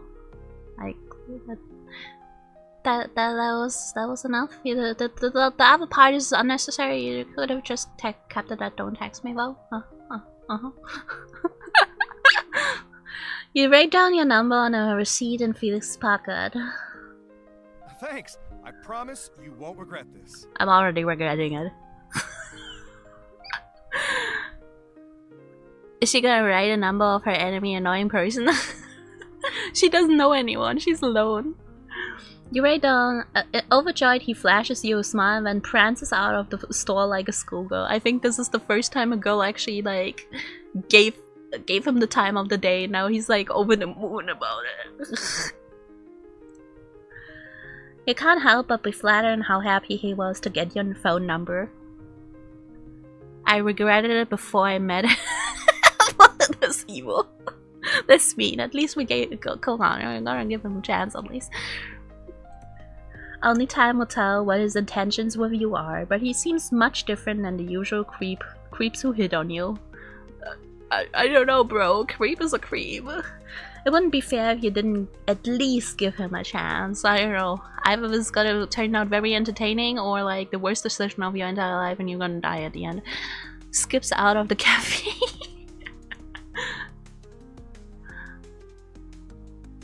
After walking around for a little bit longer and people watching out the window, you decide to head back to your apartment. How did the numbness go down? Bro, that is such a stressful situation. That would have like tilted me.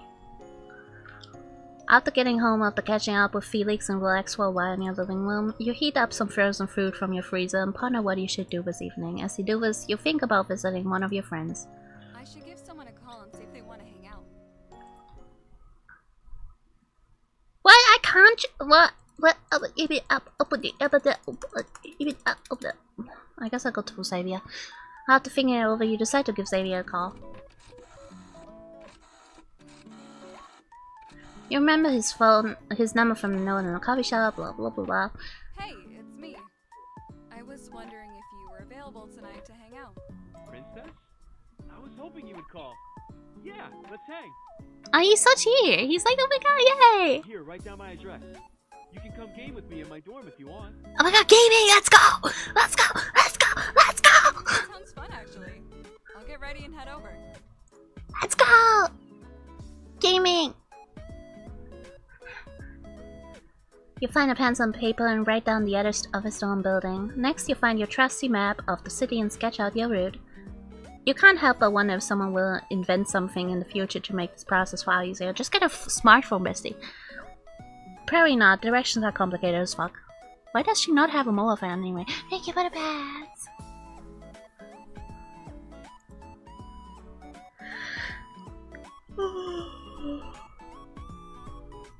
After relaxing for a bit and getting ready, you head out to the University of Justin. Fresh night skies, surprising cheerful as compared to the darkness of the late night. I really like this background. It's nice. This one looks really cool. Light bounces around the streets as the moon shines down. You can't help but feel cheerful as you stride through the city. A lot of the backgrounds in this game are really nice. After getting a little lost walking around campus, you eventually make it to the Northwest Dorm building. Her cell phone was stolen by the thieves, remember? Oh, right. Right, I forgot about the fact that she like got robbed. And probably sexually assaulted as well. And she's like not even aware of it. Props to the artist room. The art in the game is really nice. I also like the voice acting. If you wanna, hey chat, if you like the game, go support the Kickstarter. And also wishlist on Steam.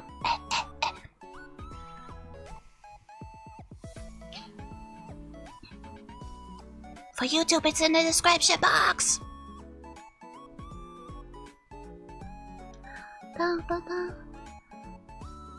After getting a little lost walking around campus, you eventually make it to the Northwest Dorm building. Who would have thought it would be in the southeastern part of campus? Must be a traditional American thing. Naming shit, even if it makes no sense, and being like, deal with it. Who calls it Northwest Dorm and then it's like in the southeastern area? What the fuck? After pondering what it means to be citizen of a flawed country, you head inside the dorm building. Valid. Hey, this dorm is actually really clean. As you walk into Xavier's dorm room, you can't help but be shocked at how well maintained it is. Boys in college usually have disgusting dorm rooms. If you're lucky, they wash their bed sheets once a year.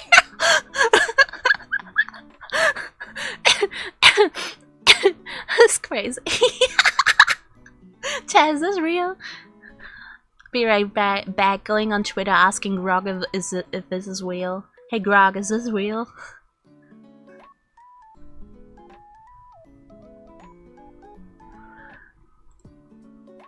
Well, this one is the cleanest you have ever seen by far. Well, I don't just clean at coffee, you know? It's like therapy to me.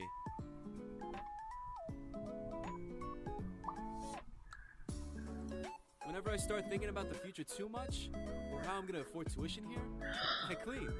He's a male wife. Male wife confirmed. He's good beans. It helps take my Wife him, Chad. What about you? What do you do?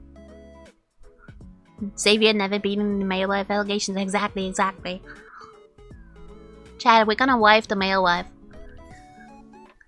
It helps take my mind off things. Mostly just party and pop pills, LVH. I'm a reading girl. Mostly just romance. I'm not like other girls.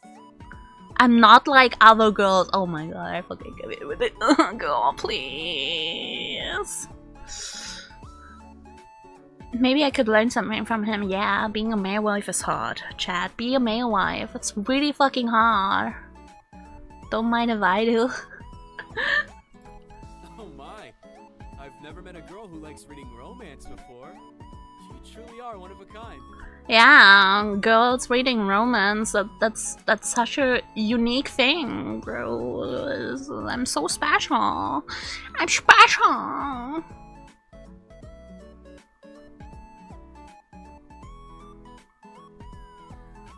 Help. So, do you want to try out this new retro game system I got? Yes. N64. I found it in my childhood bedroom while I was Major facepalm meme. You're not enthusiastically to show you want to try it out. He gets the message and begins to set up the game. Video games. This game is called Super Landlord Simulator. I will be the landlord and you can be the property manager. Oh god. I meant doing something instead of stressing things out.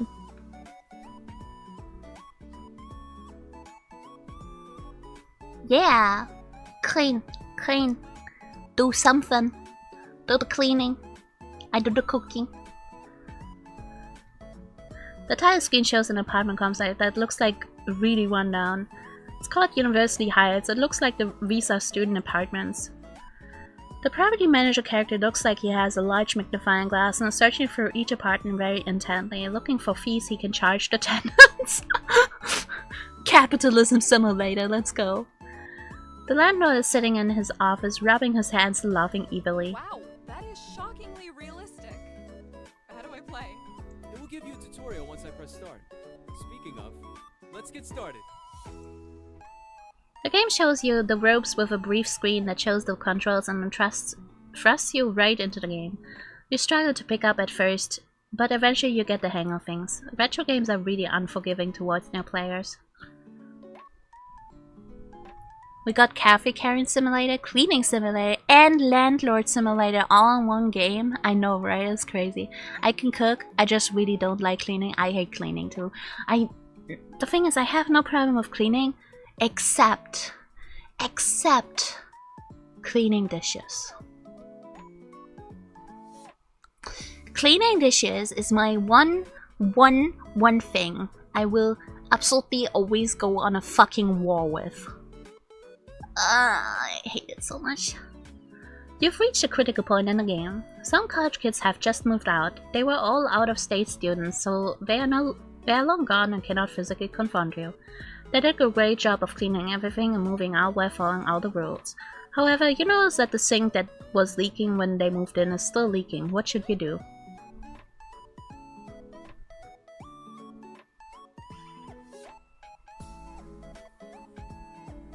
It was already leaking when they moved in. It's not we cannot find them because it's like my job to take care of that.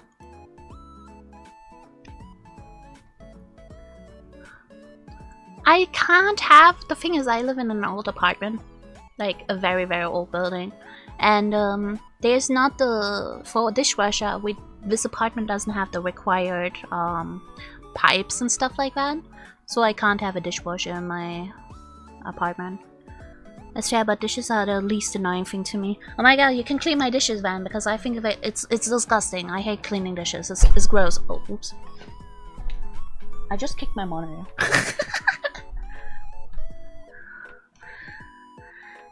That's lame, yeah, sadly. You decide to leave it for the next turn. Unfortunately, you get hit with a score decrease, but Xavier doesn't seem to react at all. He probably is just being nice because he knows you haven't played this game before. After playing for a while longer, you finally reach the end. The score is displayed on the screen. Oh, nice job! You did really well, especially considering it's your first time playing. Once I figured out the basics, I started doing better. I used to be a big gamer in high school. Do you want to play again? Sure, why not? I really like her voice acting. Like, her voice acting fits the character. The voice, I mean, really growing on it. Thank you for the pets. If you help me cleaning the place overall, then we have a... Come on, it gotta be equal, you know? But also, like, I am very limited. I can only do a little bit of cleaning at times. Thank you for the pets. So many pets. I love the voice acting in this game. They all did a good job. I think they all fit the characters well. You and Xavier continue playing late into the night. The time flies. You have so much fun, you almost forgot you have to work tomorrow. After heading home to catch some last second sleep, you think about your relationship with Xavier. So many exciting adventures away with him. It fills you with happiness, huh?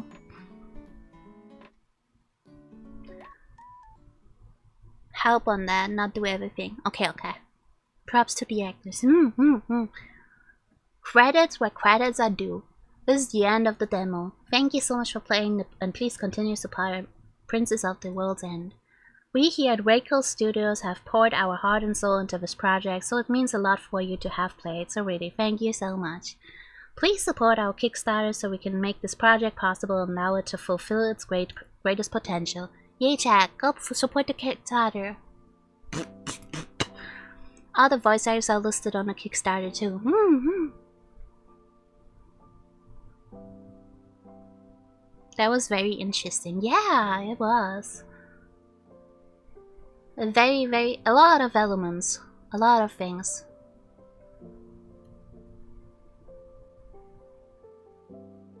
I still struggle with the Karen simulator. Bane of my existence, Karen simulator. Thank you for reaching out to have me play the demo. It was a lot of fun. Thank you so much.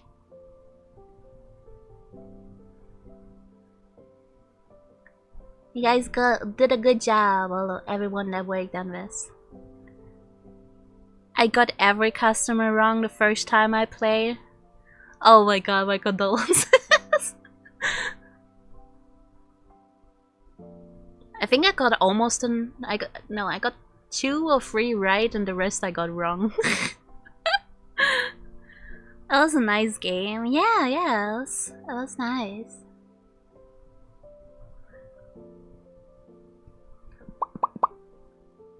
My throat hurts now, though.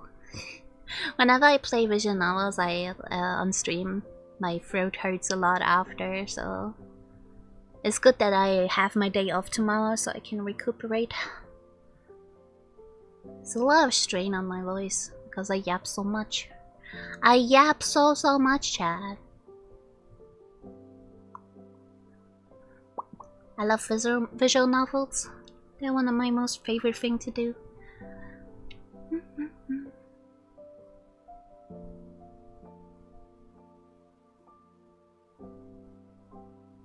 Famal is simping over Booba. My bad. It will happen again. Sims 2025. I have not played The Sims in a while. I need to like eventually play again. Yeah, I'm a certified yapper. A yappy yap. I have to do honey drops. I've not played that one yet. Did you have a fave character?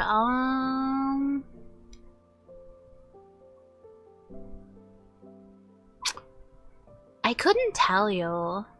I like Cassandra and Xavier a lot. But like, I don't know the characters enough to like make a judgment.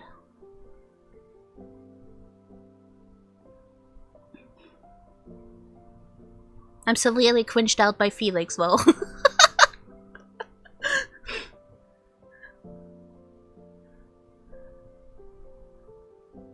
Faves are Xavier, Jane, and Kusanohime. Yeah, Kusanohime seemed cool, but like, there's not enough for me to judge, sadly. Felix is my least favorite. I gotta give it to the writers though to have the balls to add a creep into the as a love interest, and into the writing. That is like something that not every visual novel developers even consider, because that is like such a tricky character to write and also like go with, because a lot of like visual novels, especially like the romance ones, they're like aimed at a female audience, and if you consider that pretty much every second woman on earth has experienced sexual assault at some point or harassment, it is very, very risky to write a character that is like creepy and very pushy. So I gotta give it to the writers for having the balls to pull that off. Gonna run, have fun, take it. Of course, James, take care. Have a good day. Thank you for cultivating Yuki. You guys are so close, holy shit. Dun, dun, dun.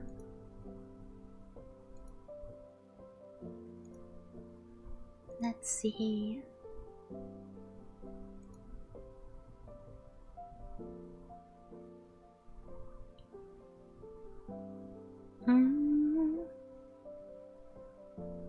Just 12k left. Oh my god, so close, chat. So close. And guess what? This weekend I have my art play debut, so the VOD of like the Yandere girlfriend thingy, I think I will upload it as a video to Artplay. I just need to figure out. I might have to download the VOD from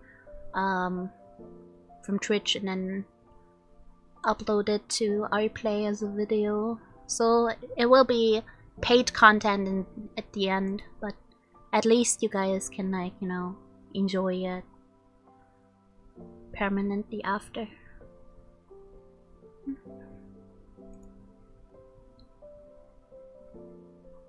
I hope you guys come to my Artplay debut this weekend.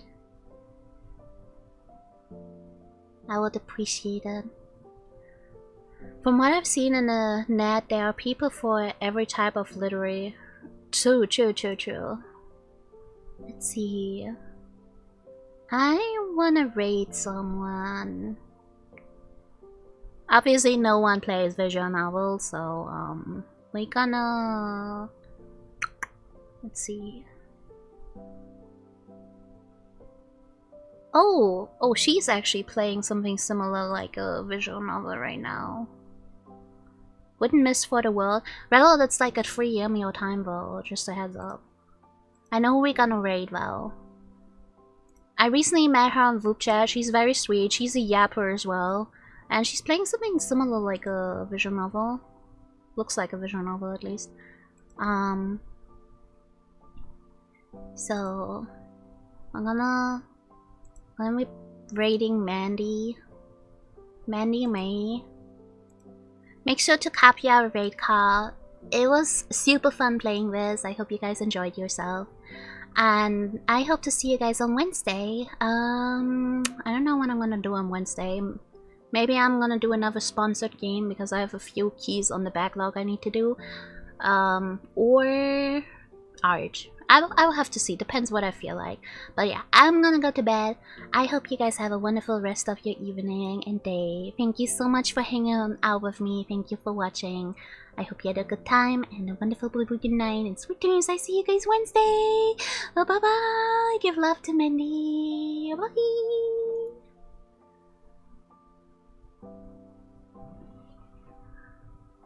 And thank you to the devs for inviting me again. Thank you. Thank you for that, pets. Good night, Jack. Give love to Mindy. Bye.